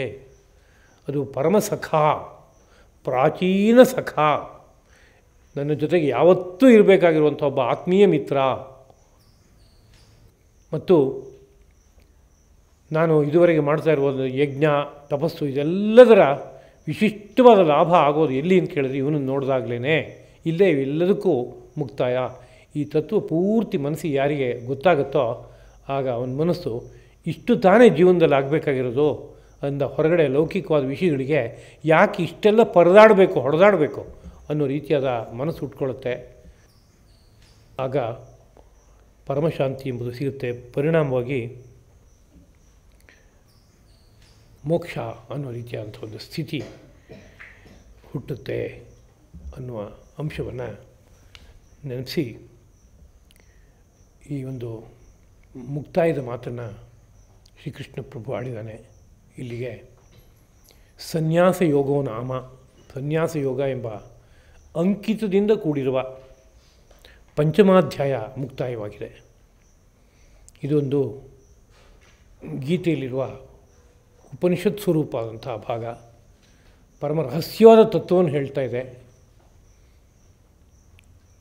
ಒಟ್ಟು ಇಡೀ ಈ ಒಂದು ಅಧ್ಯಾಯದಲ್ಲಿ ಏನನ್ನು ಗಮನಿಸಿದ್ದೀವಿ ಅಂತ ಸಂಕ್ಷೇಪವಾಗಿ ನೆನಪಿಸ್ಕೊಳ್ಳೋದಾದರೆ, ಅಧ್ಯಾಯದ ಆರಂಭದಲ್ಲಿ ಅರ್ಜುನನ ಪ್ರಶ್ನೆ, ಸನ್ಯಾಸ ಅಂತ ಒಂದು ಹೇಳ್ತೀಯ, ಇನ್ನೊಂದು ಯೋಗ ಅಂತ ಹೇಳ್ತೀಯ, ಇದರಲ್ಲಿ ಯಾವುದು ಶ್ರೇಷ್ಠ ಅನ್ನೋದು ನನ್ನ ಬುದ್ಧಿಗೆ ಅರ್ಥ ಆಗ್ತಾ ಇಲ್ಲ. ಸನ್ಯಾಸಂ ಕರ್ಮಣಾಂ ಕೃಷ್ಣ ಪುನರ್ಯೋಗಂಚ ಶಂಸತಿ. ಒಂದು ಸರಿ ಸನ್ಯಾಸ ಶ್ರೇಷ್ಠವಾದದ್ದು ಅಂತ ಹೇಳ್ತೀಯ, ಇನ್ನೊಂದು ಸರಿ ಕರ್ಮ ಶ್ರೇಷ್ಠವಾದದ್ದು ಅಂತ ಹೇಳ್ತೀಯ. ಶ್ರೇಯ ಏತಯೋರ್ ಏಕಂ, ಇವೆರಡರಲ್ಲಿ ಅತ್ಯಂತ ಶ್ರೇಯಸ್ಕರವಾದದ್ದು ಒಂದನ್ನು ಬ್ರೂಹಿ ಸುನಿಶ್ಚಿತಂ, ನಿಶ್ಚಿತವಾಗಿ ನನಗೆ ಬುದ್ಧಿಗೆ ಬರುವಂತೆ ಹೇಳು ಅಂತ ಪ್ರಶ್ನೆ ಹಾಕಿದ. ಅಲ್ಲಿಂದ ಶುರುವಾಯಿತು. ಅಲ್ಲಿಂದ ಶುರುವಾದದ್ದು ಸನ್ಯಾಸ ಕರ್ಮಯೋಗ ಇದೆರಡಕ್ಕಿರುವ ಅಂತರವನ್ನು ಹೇಳ್ಕೋತ ಬಂದಿದ್ದಾಯಿತು. ಸನ್ಯಾಸ ಅಂದರೆ ಎಲ್ಲವನ್ನೂ ಬಿಡೋದು ಅಂತ ಅರ್ಥ. ಸನ್ಯಾಸ ಆಶ್ರಮ ಬೇರೆ, ಸನ್ಯಾಸ ಬೇರೆ. ಸನ್ಯಾಸ ಅನ್ನೋ ಬಗ್ಗೆ ಹೇಳುವಾಗ ಎಲ್ಲವನ್ನೂ ಬಿಡೋದು ಅಂತ. ಯಾವಾಗ ಅದು ಎಲ್ಲವನ್ನೂ ಬಿಡೋಕ್ಕಾಗತ್ತೆ ಅಂದರೆ ಪರಮವಿರಕ್ತಿ ಬಂದಾಗ ಮಾತ್ರ. ನನಗೆ ಪ್ರಾಪಂಚಿಕವಾದ ಯಾವ ವಿಷಯದ ಬಗ್ಗೆಯೂ ಕಿಂಚಿತ್ತೂ ಆಸಕ್ತಿ ಇಲ್ಲ ಅನ್ನೋ ಸ್ಥಿತಿ ಬಂದಾಗ ಎಲ್ಲವನ್ನು ಬಿಡೋದು ಅಂತ ವಿಷಯ ಬರುತ್ತೆ. ಅದನ್ನೇ ಉಪನಿಷತ್ನಲ್ಲಿ ದೇಹ ಜಾತ್ಯಾದಿ ಸಂಬಂಧಾನ್ ವರ್ಣಾಶ್ರಮ ಸಮನ್ವಿತಾನ್ ವೇದಶಾಸ್ತ್ರ ಪುರಾಣಾನಿ ಪದಪಾಂಸುಮಿವ ತ್ಯಜೇತ್ ಅಂತ. ಆ ಪರಮ ವಿರಕ್ತಿ ಬಂದಾಗ ಎಲ್ಲವನ್ನು ತ್ಯಜಿಸಿ ಆ ಪರಾತ್ಪರ ತತ್ವವನ್ನು ಭಾವಿಸೋದಕ್ಕಾಗುವಂತಹ ಒಂದು ಸ್ಥಿತಿ ಬರುತ್ತೆ. ಯಾವುದ್ಯಾವುದನ್ನು ತ್ಯಜಿಸಿ ಅಂತ ಕೇಳಿದಾಗ ದೇಹ ಜಾತ್ಯಾದಿ ಸಂಬಂಧಾನ್, ದೇಹದ ಬಗ್ಗೆ ಇರೋ ನನ್ನ ಸಂಬಂಧ ಇದು ಬೇಕು ಅಂತೇನಿಲ್ಲ ನನಗೆ. ಜಾತಿ, ನಾನು ಬ್ರಾಹ್ಮಣ ಕ್ಷತ್ರಿಯ ವೈಶ್ಯ ಮೊದಲಾದವಾಗ ಎಲ್ಲೋ ಹುಟ್ಟು ಬಂದಿದ್ದೀನಿ, ಈ ಜಾತಿಯ ಸಂಬಂಧ ಅದು ನನಗೆ ಇವಾಗ ಬೇಕು ಅಂತೇನಿಲ್ಲ. ಹಾಗೆ ವರ್ಣ ಆಶ್ರಮ ಇವೆಲ್ಲ ಏನಿದೆಯಲ್ಲ ಇದರ ಚೌಕಟ್ಟು, ಇದರ ವ್ಯವಸ್ಥೆ ಇದು ನನಗೆ ಬೇಕು ಅಂತೇನಿಲ್ಲ. ಇಲ್ಲ ಬಹಳ ದೀರ್ಘಕಾಲದಿಂದ ವೇದ ಶಾಸ್ತ್ರ ಪುರಾಣ ಇವುಗಳನ್ನೆಲ್ಲ ಅಧ್ಯಯನ ಮಾಡಿದ್ದೀನಿ ಅಂದರೆ ಅದು ಯಾವುದೂ ನನಗೆ ಬೇಕಿಲ್ಲ, ಅದಷ್ಟು ತ್ಯಾಜ್ಯವಾದದ್ದು, ಬಿಡೋಕ್ಕೆ ಯೋಗ್ಯವಾದದ್ದು. ಹೇಗೆ ಅಂತ ಕೇಳಿದ್ರೆ ಪದಪಾಂಸುಮಿವ, ನನ್ನ ಕಾಲಿಗೆ ಹತ್ತಿರುವಂಥ ಒಂದು ಧೂಳು ಹೇಗೆ ಎಷ್ಟೊತ್ತಿಗೆ ಬೇಕಾದರೂ ನಾನನ್ನು ಕೊಡುಕೊಂಡು ಹೊರಗಡೆ ಬರೋಕ್ಕೆ ನನ್ನ ಮನಸ್ಸು ಸಿದ್ಧವಾಗುತ್ತೋ ಹಾಗೆ ಈ ದೇಹ ಜಾತಿ ವರ್ಣ ಆಶ್ರಮ ವೇದ ಶಾಸ್ತ್ರ ಏನೇನು ನಾನು ಇದುವರೆಗೆ ತುಂಬ ದೊಡ್ಡದು ಅಂತ ಭಾವಿಸಿದ್ನೋ ಅಷ್ಟನ್ನು ಧೂಳಿ ಕಣದಂತೆ ತ್ಯಜಿಸಿ ಹೋಗೋದಕ್ಕೆ ಬೇಕಾಗುವಂಥ ಒಂದು ಮನೋಧರ್ಮ ಬರುತ್ತೆ. ಅಂಥ ಮನೋಧರ್ಮವನ್ನು ಶುದ್ಧವಾದ ಸನ್ಯಾಸ ಎಂಬ ಭಾಷೆಯಲ್ಲಿ ಕರೀತಾರೆ. ಅದು ಸೃಷ್ಟಿನಲ್ಲಿ ಎಲ್ಲೋ ಅಪರೂಪವಾಗಿ ಯಾರೋ ಒಬ್ಬನಿಗೆ ಬರೋದಕ್ಕೆ ಅವಕಾಶ ಇದೆ. ಉಳಿದವರಿಗೆ ಆ ರೀತಿಯಾದಂಥ ಒಂದು ಸ್ಥಿತಿ ಹುಟ್ಟಲ್ಲ. ಹಾಗೆ ಹುಟ್ಟೇ ಹೋದರೂ ಅದರ ಹತ್ತಿರದ ಮನಸ್ಸು ಸ್ಥಿತಿ ಬಂದಿದೆ, ಅದಕ್ಕಾಗಿ ವಿಶೇಷ ಪ್ರಯತ್ನ ಪಟ್ಟರೆ ಆ ಸ್ಥಿತಿಗೆ ನನಗೆ ಏರೋಕ್ಕಾಗತ್ತೆ ಅನ್ನೋ ಕಂಡೀಷನ್ ಇದ್ದಾಗ ಸನ್ಯಾಸ ಆಶ್ರಮ ಅಂತ ಒಂದು ವ್ಯವಸ್ಥೆ ಬರುತ್ತೆ. ಸನ್ಯಾಸ ಆಶ್ರಮಕ್ಕೆ ಪ್ರವೇಶ ಮಾಡಿದ ದಿನವೇ ಅವನಿಗೆ ಎಲ್ಲ ಸಂಪೂರ್ಣವಾಗಿ ಅಂಟು ಕಳಚೋಯ್ತು ಅಂತ ಹೇಳ್ತಾ ಇಲ್ಲ. ಹೊರಗಡೆಯಿಂದ ಕಳಚ್ಕೊಳ್ಳೋದಕ್ಕೆ ಒಂದು ಸಂಕಲ್ಪ ಮಾಡ್ದ, ಅದಕ್ಕೊಂದು ಹೊರಗಡೆಯಿಂದ ಒಂದು ಪ್ರಯತ್ನವೂ ಮಾಡ್ದ. ಅದರ ಮನಸ್ಸಿನೊಳಗಡೆ ಇರುವಂಥ ಯಾವ್ಯಾವ ರೀತಿಯಾದ ಅಂಟುಗಳು ಸೂಕ್ಷ್ಮವಾಗಿ ಬೇರೆ ಬಿಟ್ಟಿದೆಯೋ ಅವುಗಳನ್ನು ಪ್ರತಿನಿತ್ಯದ ಪ್ರಣವಧ್ಯಾನದಿಂದ ನಿರಂತರವಾಗಿ ಅದಕ್ಕೆ ಬೇಕಾಗುವ ವಿಶಿಷ್ಟವಾದ ಜೀವನ ಕ್ರಮದಿಂದ ಯಾವುದೋ ಒಂದು ಸಂದರ್ಭದಲ್ಲಿ ಆ ಹೊರಗಡೆ ಇರುವಂಥ ಅಂಟನ್ನೆಲ್ಲ ಕಳ್ಕೊಂಡು ಶುದ್ಧ ಸನ್ಯಾಸದ ಸ್ಥಿತಿಗೆ ಹೋಗ್ತಾನೆ. ಅಲ್ಲಿವರೆಗೆ ಸನ್ಯಾಸ ಆಶ್ರಮ, ಆ ಆಶ್ರಮದ ಚೌಕಟ್ಟಲ್ಲಿ ಬದುಕ್ತಾ ಇರ್ತಾನೆ. ಆಶ್ರಮ ಅನ್ನೋ ಪದ ಹೇಗೆ ಬಂತು ಅಂತ ಹೇಳುವಾಗ ಆಸಮಂತಾತ್ ಶ್ರಮ, ಕಷ್ಟಪಟ್ಟು ಸಾಧಿಸುವಂಥ ವಿಷಯ ಇದೆ ಇಲ್ಲಿ ಅನ್ನೋ ಅರ್ಥದಲ್ಲಿ ಆಶ್ರಮ ಅನ್ನೋ ಶಬ್ದ ಆಗಿದೆ ಅಂತ. ಬ್ರಹ್ಮಚರ್ಯಾಶ್ರಮ ಅಂದರೆ ಬ್ರಹ್ಮಚರ್ಯಾಶ್ರಮದಲ್ಲಿ ಸಾಕಷ್ಟು ಕಷ್ಟಪಟ್ಟೇ ಸಾಧನೆ ಮಾಡಬೇಕಾಗಿದೆ. ಬೆಳಗ್ಗೆ ಮುಂಚೆ 4 ಗಂಟೆಗೆ ಹೇಳಬೇಕು ಬ್ರಾಹ್ಮ ಮುಹೂರ್ತದಲ್ಲಿ ಅಂದರೆ ಅದೊಂದು ಕಷ್ಟನೇ. ಇಂದ್ರಿಯಗಳನ್ನು ಹತೋಟಿಲಿ ಇಟ್ಕೋ, ಅದೊಂದು ದೊಡ್ಡ ಕಷ್ಟ. ವೇದವನ್ನು ಅಧ್ಯಯನ ಮಾಡು, ಅದೊಂದು ದೊಡ್ಡ ಕಷ್ಟ. ಗುರು ಶುಶ್ರೂಷೆ ಮಾಡು, ಅಲ್ಲೊಂದು ಕ್ಲೇಶ ಇದೆ. ಭಿಕ್ಷೆಯನ್ನು ಯಾಚನೆ ಮಾಡಿ ಅದು ಏನು ಸಿಗುತ್ತೋ ಅದರಲ್ಲಿ ಸಂತೋಷ ಪಡೋ, ಅಲ್ಲೊಂದು ಕ್ಲೇಶ ಇದೆ. ಕಷ್ಟಪಟ್ಟೇ ಸಾಧಿಸ್ಬೇಕು ಅದನ್ನ. ಇನ್ನು ಗೃಹಸ್ಥಾಶ್ರಮ ಅಂದರೆ ಅಲ್ಲಿ ಕ್ಲೇಶ ಇಲ್ವೇ? ಕ್ಲೇಶ ಇದೆ. ಎಲ್ಲ ಆಶ್ರಮದಲ್ಲೂ ಕಷ್ಟಪಟ್ಟು ಅದನ್ನು ಒಗ್ಗಿಸ್ಕೊಳ್ಳೋದಕ್ಕೆ ಬೇಕಾದ ಒಂದು ಪ್ರಯತ್ನ ಬೇಕಾಗುತ್ತೆ. ಆದ್ದರಿಂದ ಅದಕ್ಕೆ ಆಶ್ರಮ ಅಂತ ಹೆಸರು ಬಂದಿದೆ. ಅಂದರೆ ಸನ್ಯಾಸಾಶ್ರಮ ಅಂದರೆ ಯಾವುದೋ ಒಂದು ಹಂತದ ಪಕ್ವತೆ ಬಂದು ಹೋಗಿದೆ, ಎಲ್ಲವನ್ನೂ ಕಳ್ಚ್ಕೊಳ್ಳೋದಕ್ಕೆ ಬೇಕಾಗುವಂಥ ಮನಸ್ಥಿತಿ ಉಂಟಾಗಿದೆ. ಆದ್ದರಿಂದ ಆ ಸನ್ಯಾಸ ಆಶ್ರಮವನ್ನು ಸ್ವೀಕರಿಸ್ತೇನೆ ಅನ್ನೋ ಸ್ಥಿತಿ. ಆದರೆ ಸ್ವೀಕರಿಸಿದ ತತ್ಕಾಲದಲ್ಲಿ ನಿಜವಾದ ಪೂರ್ಣ ಸನ್ಯಾಸ ಹುಟ್ಟಿದೆ ಅಂತ ಅರ್ಥ ಅಲ್ಲ. ಅದಕ್ಕೆ ಬೇಕಾಗುವ ಪ್ರಯತ್ನ ಏನು ಅಲ್ಪ ಸ್ವಲ್ಪ ಬಾಕಿ ಇದೆಯೋ ಅದನ್ನು ಮುಗಿಸ್ಕೊಳ್ಳೋದಕ್ಕೆ ಅದು ತುಂಬ ಸುವರ್ಣಾವಕಾಶ. ಅದರಿಂದ ಅದನ್ನು ಮಾಡೋದಕ್ಕೋಸ್ಕರ ಅಂತ ತಗೋಬೇಕಾಗತ್ತೆ.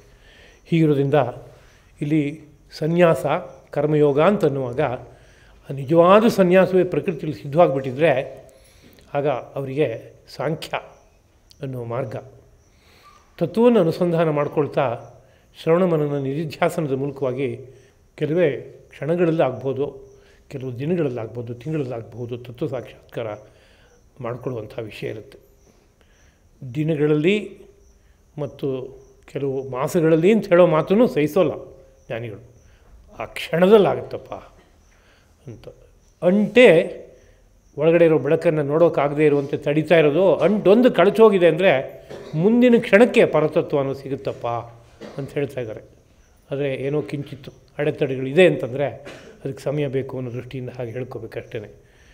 ಇನ್ನು ಕರ್ಮ ಯೋಗ ಅಂತ ಇನ್ನೊಂದಿದೆ, ಅದೇ ಶ್ರೇಷ್ಠವಾದದ್ದು ಅನ್ನೋ ಮಾತು ಕೃಷ್ಣನ ಕಡೆಯಿಂದ ಬಂತು. ಅದು ಶ್ರೇಷ್ಠವಾಗಿದೆ ಅನ್ನೋದು ಯಾವ ದೃಷ್ಟಿಯಿಂದ ಅಂತ ಕೇಳಿದ್ರೆ, ಆ ಕರ್ಮಯೋಗಕ್ಕೆ ಬೇಕಾದ ಅಧಿಕಾರ ಸಂಪತ್ತು ನನ್ನಲ್ಲಿದೆ ಅಂದರೆ ಆಗ ಕರ್ಮಯೋಗವೇ ಅವನಿಗೆ ಶ್ರೇಷ್ಠವಾದದ್ದು ಅಂತ ಅರ್ಥ. ಅದಕ್ಕೆ ಲೋಕದಲ್ಲಿ ಪ್ರಾಪಂಚಿಕವಾದ ಅಂಟು ಇದ್ದಿದ್ದ ಕಾರಣದಿಂದ ಇಲ್ಲಿ ಹುಟ್ಟಿ ಬಂದಿರೋದಾಗಿದೆ. ಇಲ್ಲಿ ನಾನಾ ಪ್ರವೃತ್ತಿಗಳಲ್ಲಿ ತೊಡಗಿರೋದಾಗಿದೆ.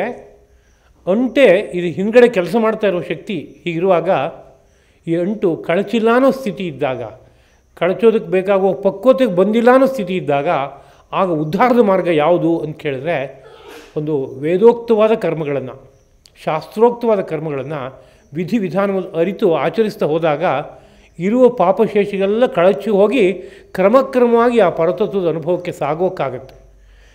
ಪ್ರತಿ ಹೆಜ್ಜೆ, ಆ ಕರ್ಮಯೋಗದ ಹೆಜ್ಜೆ ಅದು ಜ್ಞಾನದ ಕಡೆಗೆ ನಯನ ಮಾಡ್ತಾ ಇರುತ್ತೆ. ಅದೊಂದೇ ಮಾರ್ಗ. ಅಂತಹ ಕರ್ಮಯೋಗ ಅತ್ಯಂತ ಶ್ರೇಷ್ಠವಾದದ್ದು ಅನ್ನೋ ಮಾತನ್ನು ಒಂದು ನೇರದಲ್ಲಿ ತಿಳಿಸ್ತಾ, ಇನ್ನೊಂದು ಕಡೆಯಲ್ಲಿ ಸನ್ಯಾಸ ಕರ್ಮಯೋಗ ಎರಡೂ ನಿಶ್ರೇಯಸಕರವು, ಎರಡೂ ನಿಶ್ರೇಯಸ್ಸವನ್ನು ಉಂಟು ಮಾಡುತ್ತೆ, ಮೋಕ್ಷವನ್ನು ಕೊಡುತ್ತಪ್ಪ ಅಂತ ಈ ಎರಡನ್ನೂ ಒಂದು ಕಡೆಯಲ್ಲಿ ಹೇಳಿ, ಅದ್ರ ಜೊತೆಗೆ ಹಾಗೆ ತಯೋಸ್ತು ಕರ್ಮ ಸನ್ಯಾಸಾತ್ ಕರ್ಮಯೋಗ ವಿಶಿಷ್ಯತೆ. ಕರ್ಮ ಸನ್ಯಾಸ ಅಂತೇನಿದೆ ಅದಕ್ಕಿಂತ ಕರ್ಮಯೋಗ ಅತ್ಯಂತ ಶ್ರೇಷ್ಠವಾದದ್ದಪ್ಪ ಅಂತ ಹೇಳುವ ಮಾತಿದೆ. ಮತ್ತು ಪಕ್ಕದಲ್ಲಿ ಹಾಗೆ ಸಾಂಖ್ಯ ಯೋಗ ಅಂತ ಇನ್ನೆರಡು ಶಬ್ದವನ್ನು ಬಳಸಿ, ಸಾಂಖ್ಯ ಅನ್ನೋದು ಜ್ಞಾನಯೋಗವನ್ನು ಹೇಳುತ್ತೆ, ಯೋಗ ಅನ್ನೋದು ಕರ್ಮಯೋಗವನ್ನು ಹೇಳುತ್ತೆ. ಇವೆರಡೂ ಕೂಡ ಒಂದು ದೃಷ್ಟಿಯಿಂದ ಒಂದೇ. ಯಾವ ದೃಷ್ಟಿಯಿಂದ ಅಂದರೆ ಜ್ಞಾನಿಗಳ ದೃಷ್ಟಿಯಿಂದ. ಹೇಗೆ ಒಂದೇ ಅಂತ ಕೇಳಿದ್ರೆ, ಎರಡೂ ತೊಗೊಂಡೋಗಿ ತಲುಪಿಸೋದು ಎಲ್ಲಿಗೆ? ಮೋಕ್ಷಕ್ಕೇ, ಆ ಪರಾತ್ಪರ ತತ್ವದ ಸಾಕ್ಷಾತ್ಕಾರಕ್ಕೇ. ಆದ್ದರಿಂದ ಜ್ಞಾನಿಗಳ ದೃಷ್ಟಿಯಿಂದ ತೊಗೊಂಡ್ರೆ ಸಾಂಖ್ಯ ಯೋಗ ಎರಡೂ ಒಂದೇ. ಇನ್ನೊಂದು ಭಾಷೆಯಲ್ಲಿ ಅದನ್ನೇ ಹೇಳೋದಾದರೆ ಜ್ಞಾನಯೋಗ ಕರ್ಮಯೋಗ ಎರಡೂ ಒಂದೇ. ಆದರೆ ಎರಡೂ ಒಂದೇ ಅಂದರೆ ಹೋಗುವ ಮಾರ್ಗ ಸ್ವಲ್ಪ ಭಿನ್ನವಾಗಿದೆ. ನಾವು ಭಾಳ ಎತ್ತರದ ಬದಲಿಗೆ ಹೋಗಬೇಕಾದ್ರೆ ಎರಡು ಮಾರ್ಗ ಇದೆ ಅಂತಂದರೆ, ಆಗ ಎರಡು ಮಾರ್ಗದಲ್ಲಿ ಹೋಗಬೇಕಾದ್ರೆ ಸುಖ ದುಃಖಗಳು ಬೇರೆ ಬೇರೆ ತರಹ ಇರುತ್ತೆ, ವ್ಯವಸ್ಥೆಯೂ ಬೇರೆ ಬೇರೆ ತರಹ ಇರುತ್ತೆ. ಆದರೆ ಎರಡೂ ಒಂದೇ ಅಂತ ಯಾವ ದೃಷ್ಟಿಯಿಂದ ಹೇಳ್ಬೋದು ಅಂದರೆ, ಎರಡೂ ಕೊನೆಯಲ್ಲಿ ಕರ್ಕೊಂಡೋಗಿ ತರಿಸೋದು ಎಲ್ಲಪ್ಪ ಅಂದರೆ ಬದರಿನಾರಾಯಣನ ದರ್ಶನದಲ್ಲಿ ಅಲ್ಲಿ ಹೋಗಿ ನೆಲೆ ನಿಲ್ಲಿಸುತ್ತೆ ಅಂತಂದಾಗ ಎರಡೂ ಒಂದೇ ಬಿಡಿಯಪ್ಪ ಅಂತ ಮಾತು ಬರುತ್ತೆ. ಆ ರಸ್ತೆಯಲ್ಲಿ ಹೋಗಿದ್ದು ಅನುಕೂಲ ಆಗ್ತಾ ಇತ್ತೇನೋ ಅಂತ ಯಾರೋ ಒಬ್ಬ ಈ ರಸ್ತೆಯಲ್ಲಿ ಹೋಗ್ತಾ ಇದ್ದಾಗ ಯೋಚನೆ ಮಾಡ್ತಾನೆ. ಆ ರಸ್ತೆಯಲ್ಲಿ ಹೋಗ್ತಾ ಇದ್ದವನು ಈ ರಸ್ತೆನ ಯೋಚನೆ ಮಾಡ್ತಾನೆ, ಈ ರಸ್ತೆಯಲ್ಲಿ ಇದ್ದವನು ಆ ರಸ್ತೆ ಬಗ್ಗೆ ಆಲೋಚನೆ ಮಾಡಿದ್ರೆ ತಿಳಿದವ್ರು ಏನು ಹೇಳಬೇಕಾಗತ್ತೆ ಉತ್ತರನ? ಅಯ್ಯೋ ಯಾಕಪ್ಪ ಹಾಗೆ ಆಲೋಚನೆ ಮಾಡ್ತೀಯಾ, ಎರಡೂ ತೊಗೊಂಡೋಗಿ ತಲುಪಿಸೋದು ಅಲ್ಲಿಗೇನೆ ಅಂತ ಹೇಳಬೇಕಾಗಿದೆಯಲ್ಲ. ಹಾಗೆ ಸಾಂಖ್ಯ ಯೋಗವು ಎರಡೂ ಸಹ ಭಿನ್ನ ಅಂತ ಅಜ್ಞರು ಹೇಳ್ತಾರೆ ಆ ಮಾತನ್ನ. ಆದರೆ ಅದ್ರ ಬಗ್ಗೆ ಪೂರ್ಣ ಪರಿಚಯ ಇದ್ದವರು ಏನಪ್ಪ ಹೇಳಬೇಕು ಅಂದರೆ ಎರಡೂ ಒಂದೇ ಅಂತ ಹೇಳ್ತಾರೆ ಅಂತ ಅದ್ರ ಬಗ್ಗೆ ಒಂದು ಪರಿಚಯ ಕೊಟ್ಟು, ಜೊತೆಗೆ ಸನ್ಯಾಸ ಪಡೆಯೋದು ಅನ್ನೋದೇನೋ ಅಷ್ಟು ಸುಲಭದ ಕೆಲಸ ಅಲ್ಲಪ್ಪ. ಸನ್ಯಾಸಸ್ತು ಮಹಾಬಾಹೋ ದುಃಖಂ ಆಪ್ತುಂ ಅಯೋಗತಃ. ಕರ್ಮಯೋಗವಿಲ್ಲದೆ ಸನ್ಯಾಸವನ್ನು ಪಡೆಯೋಕೆ ಅಷ್ಟು ಸುಲಭದಲ್ಲಿ ಬರೋಲ್ಲಪ್ಪ. ಯಾಕೆಂದರೆ ಅಂಟು ಅಷ್ಟು ಗಾಢವಾಗಿದೆ. ಸಹಸ್ರ ಜನ್ಮಗಳಿಂದ ಈ ಪ್ರಾಪಂಚಿಕವಾದ ಅಂಟನ್ನು ಸಂಸ್ಕಾರ ರೂಪವಾಗಿ ತಂದಿಟ್ಕೊಂಡು ಕೂತಿರುವಾಗ ಅದು ಇದ್ದಕ್ಕಿದ್ದ ಹಾಗೆ ಕಳಚಿ ಹೋಗು ಅಂದರೆ ಎಲ್ಲಿ ಹೋಗುತ್ತೆ? ಅದು ಹೋಗಲ್ಲ. ಅದು ಅದರಿಂದ ಕ್ರಮಕ್ರಮವಾಗಿ ಆ ಅಂಟನ್ನು ಬಿಡಿಸ್ಕೋಬೇಕಾಗತ್ತೆ. ಅದಕ್ಕೆ ಕರ್ಮಯೋಗ ಉತ್ಕೃಷ್ಟವಾದ ಸಾಧನ. ಯಾರು ಈ ಕರ್ಮಯೋಗದಲ್ಲಿ ನೆಲೆಸ್ತಾನೋ ಅವನು ಪದ್ಮಪತ್ರು ನೀರಿನಲ್ಲಿ ಹೇಗಿರುತ್ತೋ ಹಾಗೆ ಈ ಪ್ರಾಪಂಚಿಕವಾದ ವಿಷಯದಲ್ಲಿ ನೆಲೆ ನಿಂತಾಗ ಅವನು ಪರಿಪೂರ್ಣವಾದ ಮೋಕ್ಷವನ್ನೇ ಪಡೆಯೋಕ್ಕೆ ಸಾಧ್ಯವಾಗುತ್ತೆ. ಅವನಿಗೆ ಕರ್ತೃತ್ವವೂ ಇಲ್ಲ, ಭೋಕ್ತೃತ್ವವೂ ಇಲ್ಲ. ಯಾಕೆ ಅಂತ ಕೇಳಿದ್ರೆ ಕರ್ತೃತ್ವ ಭೋಕ್ತೃತ್ವ ಎಲ್ಲವೂ ಕೂಡ ಆ ಪರಾತ್ಪರ ತತ್ವಕ್ಕೆ ಸೇರಿದ್ದು. ಆ ಪ್ರಭು ಈ ಜೀವಕ್ಕೆ ಆ ಥರದನ್ನು ಯಾವುದೂ ಸೃಷ್ಟಿ ಮಾಡಿಲ್ಲ ಅನ್ನೋ ವಿಷಯ ಇದೆ. ಇದು ಮನಸ್ಸಿಗೆ ಬಂದಾಗ ನಾನು ನೋಡ್ತಾ ಇರುವಾಗ ನಾನು ನೋಡ್ತಾ ಇರೋದಲ್ಲ, ನಾನು ಮುಟ್ತಾ ಇರುವಾಗ ನಾನು ಮುಟ್ತಾ ಇರೋದಲ್ಲ, ನಾನು ಮೂಸುವಾಗ ನಾನು ಮೂಸೋದಲ್ಲ ಅನ್ನೋ ರೀತಿಯಾದಂಥ ಒಂದು ಮನಸ್ಸು ಬುದ್ಧಿ ಆಡತ್ತೆ. ಅದು ಆ ಮನಸ್ಸು ಬುದ್ಧಿ ಹಾಗೆ ಆಡ್ತಾ ಇರೋದ್ರಿಂದಲೇ ಅಂಟಿಲ್ಲ, ಅಭಿಮಾನ ಅಹಂಕಾರ ಅನ್ನೋ ರೀತಿಯಾದ ಪ್ರವೃತ್ತಿ ಇಲ್ಲ. ಈ ಕಾರಣದಿಂದಲೇ ಮೋಕ್ಷಕ್ಕೆ ಹೋಗಿ ತಲುಪೋದಕ್ಕೆ ಸಾಧ್ಯ ಆಗತ್ತೆ. ಲೋಕ ಎಲ್ಲ ಯಾತಕ್ಕೆ ಹಾಗಾದರೆ ಇಷ್ಟು ಸುಲಭವಾಗಿರುವಾಗ ಒಂದು ಮಾರ್ಗವನ್ನು ಅನುಸರಿಸಿ ಮೋಕ್ಷವನ್ನು ಹೊಂದಬಾರ್ದು ಅಂತ ಕೇಳಿದರೆ, ಲೋಕಕ್ಕೆಲ್ಲ ಒಂದು ಅಜ್ಞಾನದ ಆವರಣ ಬಂದುಬಿಟ್ಟಿದೆ. ಒಳಗಡೆ ಬೆಳಗ್ತಾ ಇರೋ ಬೆಳಕಿನ ಮೇಲೆ ಒಂದು ಆವರಣ ಒಂದೊಂದು ಜೀವಕ್ಕೂ ಬಂದುಬಿಟ್ಟಿದೆ. ಆವರಣ ಅಂದರೆ ತೆರೆ. ಒಳಗಡೆ ಬೆಳಕಿದೆ, ಅದರ ಸುತ್ತಲೂ ಒಂದು ತೆರೆ ಇದೆ ಅಂದರೆ ಒಳಗಡೆ ಇರೋ ಬೆಳಕು ಹೊರಗೆ ಬರೋಕ್ಕಾಗಲ್ಲ, ಗೊತ್ತಾಗೋಲ್ಲ. ಯಾವುದೋ ಒಂದು ಜ್ಯೋತಿ ಬೆಳಗ್ತಾ ಇದೆ. ಹೊರಗಡೆಗೆ ಒಂದು ಕವಚ ಇದೆ ಗಾಜಿಂದು. ಆದರೆ ಗಾಜಿನ ಕವಚ ಸಂಪೂರ್ಣ ಮಸಿಯಿಂದ ತುಂಬ ಹೋಗಿಬಿಟ್ಟಿದೆ ಅಂತಂದರೆ ಆ ಪ್ರಕಾಶ ಹೊರಗಡೆಗೆ ಒಂದು ಚೂರೂ ಬರಲ್ಲ. ಅದರಿಂದ ಏನೇನು ಪ್ರಕಾಶಿತವಾಗಬೇಕೋ ಒಂದೂ ಪ್ರಕಾಶಿತವಾಗಲ್ಲ. ಆದರೆ ಆ ಒಳಗಡೆ ಇರೋ ಮಸಿನಷ್ಟು ತೊಳೆದು ಸ್ವಚ್ಛ ಮಾಡಿ ಹಾಕಿದ್ರೆ ಆಗ ಒಳಗಡೆ ಇರೋ ಬೆಳಕು ಅದೂ ಬೆಳಗುತ್ತೆ, ಸುತ್ತಮುತ್ತಲಿರೋ ವಸ್ತುವನ್ನೂ ಬೆಳಗಿಸ್ಬಿಡುತ್ತೆ, ಎಲ್ಲ ತಿಳುವಳಿಕೆ ಬಂದುಬಿಡುತ್ತೆ ಎಲ್ಲದ್ರ ಬಗ್ಗೆನೂ. ಹಾಗೆ ಈ ಜ್ಞಾನವೆಂಬುದು ಅಂದರೆ ಪರಮಾತ್ಮ ಅನ್ನುವ ತತ್ವವೆಂಬುದು ಒಂದು ಪ್ರಕೃತಿ ರೂಪವಾದ ಮಾಯರೂಪವಾದಂಥ ಒಂದು ಆವರಣದಿಂದ ಮುಚ್ಚಲ್ಪಟ್ಬಿಟ್ಟಿದೆ. ಆದ್ದರಿಂದ ಆ ಒಳಗಡೆ ಇರೋ ಪರಮಾತ್ಮನನ್ನು ನೋಡೋಕ್ಕೆ ಅಂತ ನಾನು ಪ್ರಯತ್ನಪಟ್ಟರು ನನಗೆ ಕಾಣಿಸ್ತಾ ಇಲ್ಲ. ಯಾಕೆಂದರೆ ತೆರೆಗಳು ಬಿದ್ದುಬಿಟ್ಟಿದೆ. ಈ ಶರೀರ ಯಂತ್ರ ಈಗ ತೆರೆಯಾಗಿ ಕೆಲಸ ಮಾಡ್ತಾಯಿದೆ. ಅದೇ ಶರೀರ ಯಂತ್ರವೇ ತೆರೆದು ಒಳಗಡೆ ತತ್ವದರ್ಶನವನ್ನು ಮಾಡಿಸಬಲ್ದು. ದೇವಸ್ಥಾನದಲ್ಲಿ ಹೊರಗಡೆಗೆ ಒಂದು ತೆರೆ ಹಾಕಿದ್ದಾರೆ ಅಂದರೆ ಯಾವುದೋ ವಿಶೇಷ ಸಂದರ್ಭಕ್ಕೆ ಅದು ಬೇಕಾಗಿದೆ, ಅದಕ್ಕೋಸ್ಕರ ತೆರೆ ಹಾಕಿದ್ದಾರೆ. ಆದರೆ ತೆರೆ ಹಾಕೋಕ್ಕೋಸ್ಕರವೇ ಅದು ಇರೋದಲ್ಲ, ಅದು ಸಮಯಕ್ಕೆ ಮಾತ್ರ ಬೇಕಾಗಿರುವಂಥದ್ದು. ಉಳಿದಂತೆ ದೇವರ ದರ್ಶನ ಮಾಡಿಸ್ಬೇಕು ಅಂದರೆ ಯಾರೋ ಒಬ್ಬ ಅರ್ಚಕನಾದವನು ತೆರೆಯನ್ನು ತೆರೆದು ಭಗವಂತನ ದರ್ಶನ ಮಾಡಿಸ್ತಾನೆ. ಹಾಗೆ ಈ 24 ತತ್ವಾತ್ಮಕವಾದ ಯಾವ ಪ್ರಕೃತಿ ನಮಗಲ್ಲಿದೆಯೋ ಇದು ಒಮ್ಮೆ ತೆರೆಯಾಗಿಯೂ ಕೆಲಸ ಮಾಡುತ್ತೆ, ಇನ್ನೊಮ್ಮೆ ದ್ವಾರವಾಗಿಯೂ ಕೆಲಸ ಮಾಡುತ್ತೆ. ಅದಷ್ಟು ತೆರ್ಕೊಂಬಿಡುತ್ತೆ. ತೆರ್ಕೊಂಡ್ರೆ ಹಿಂದೆ ಬೆಳಗುವ ಪರತತ್ವವನ್ನು ದರ್ಶನ ಮಾಡೋಕ್ಕಾಗುತ್ತೆ. ಹೀಗಿರೋದ್ರಿಂದ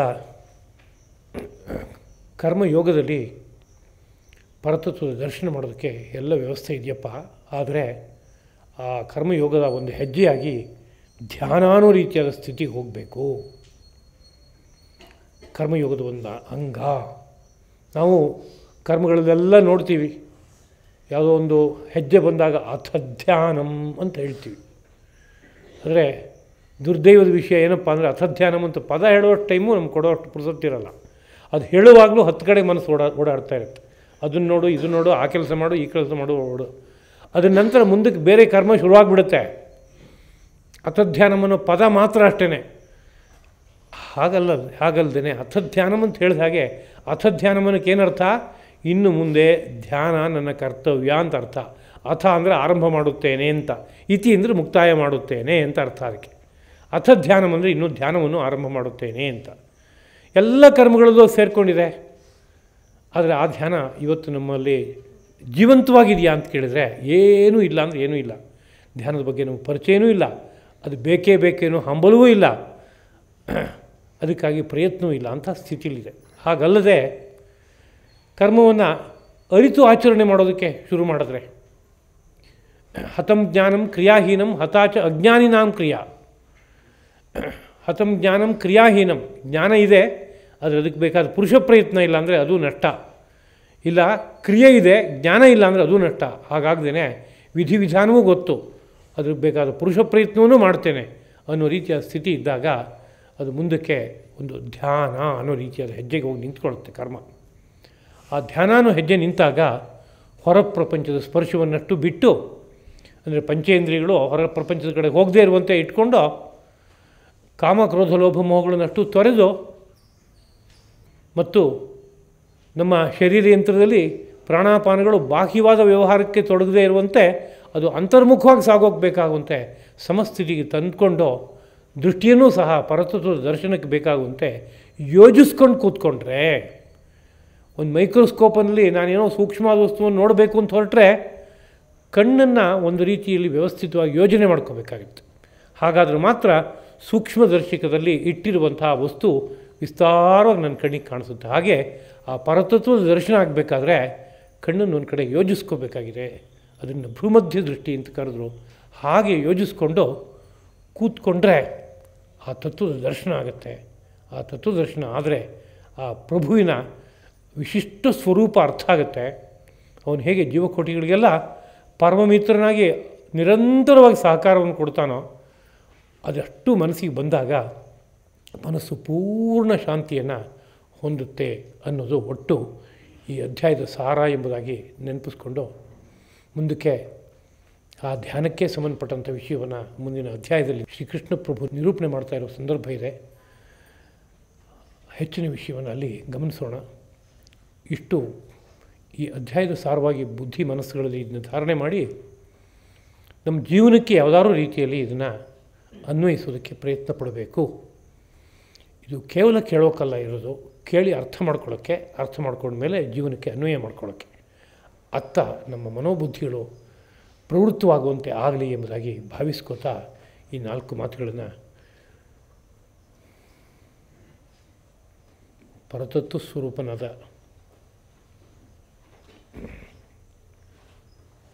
ಜ್ಞಾನ ವಿಜ್ಞಾನ ಘನನಾದ ಶ್ರೀಕೃಷ್ಣ ಪ್ರಭುವಿನ ಪದಕಮಲಗಳಲ್ಲಿ ಅರ್ಪಿಸ್ತಾ ಇದ್ದೇನೆ. ಕಾಯೇನ ವಾಚಾ ಮನಸಾ ಇಂದ್ರಿಯೈರ್ವಾ ಬುದ್ಧ್ಯಾ ಆತ್ಮನಾ ವಾ ಪ್ರಕೃತೆ ಸ್ವಭಾವಾತ್ ಕರೋಮಿ ಯದ್ಯತ್ ಸಕಲಂ ಪರಸ್ಮೈ ನಾರಾಯಣಾಯೇತಿ ಸಮರ್ಪಯಾಮಿ. ಶ್ರೀಕೃಷ್ಣಾರ್ಪಣಮಸ್ತು. ಸನಾತನ ಪರಮ ಪಾವನ ಸನಾತನ ಪರಮ ಪಾವನ ಸನಾತನ ಪರಮ ಪಾವನ ಸನಾತನ ಪರಮ ಪಾವನ ಘನ ಘನವನ ಕಮಲಾನನ ಸನಾತನ ಪರಮ ಪಾವನ ಘನ ಘನವನ ಕಮಲಾನನ ಸನಾತನ ಪರಮ ಪಾವನ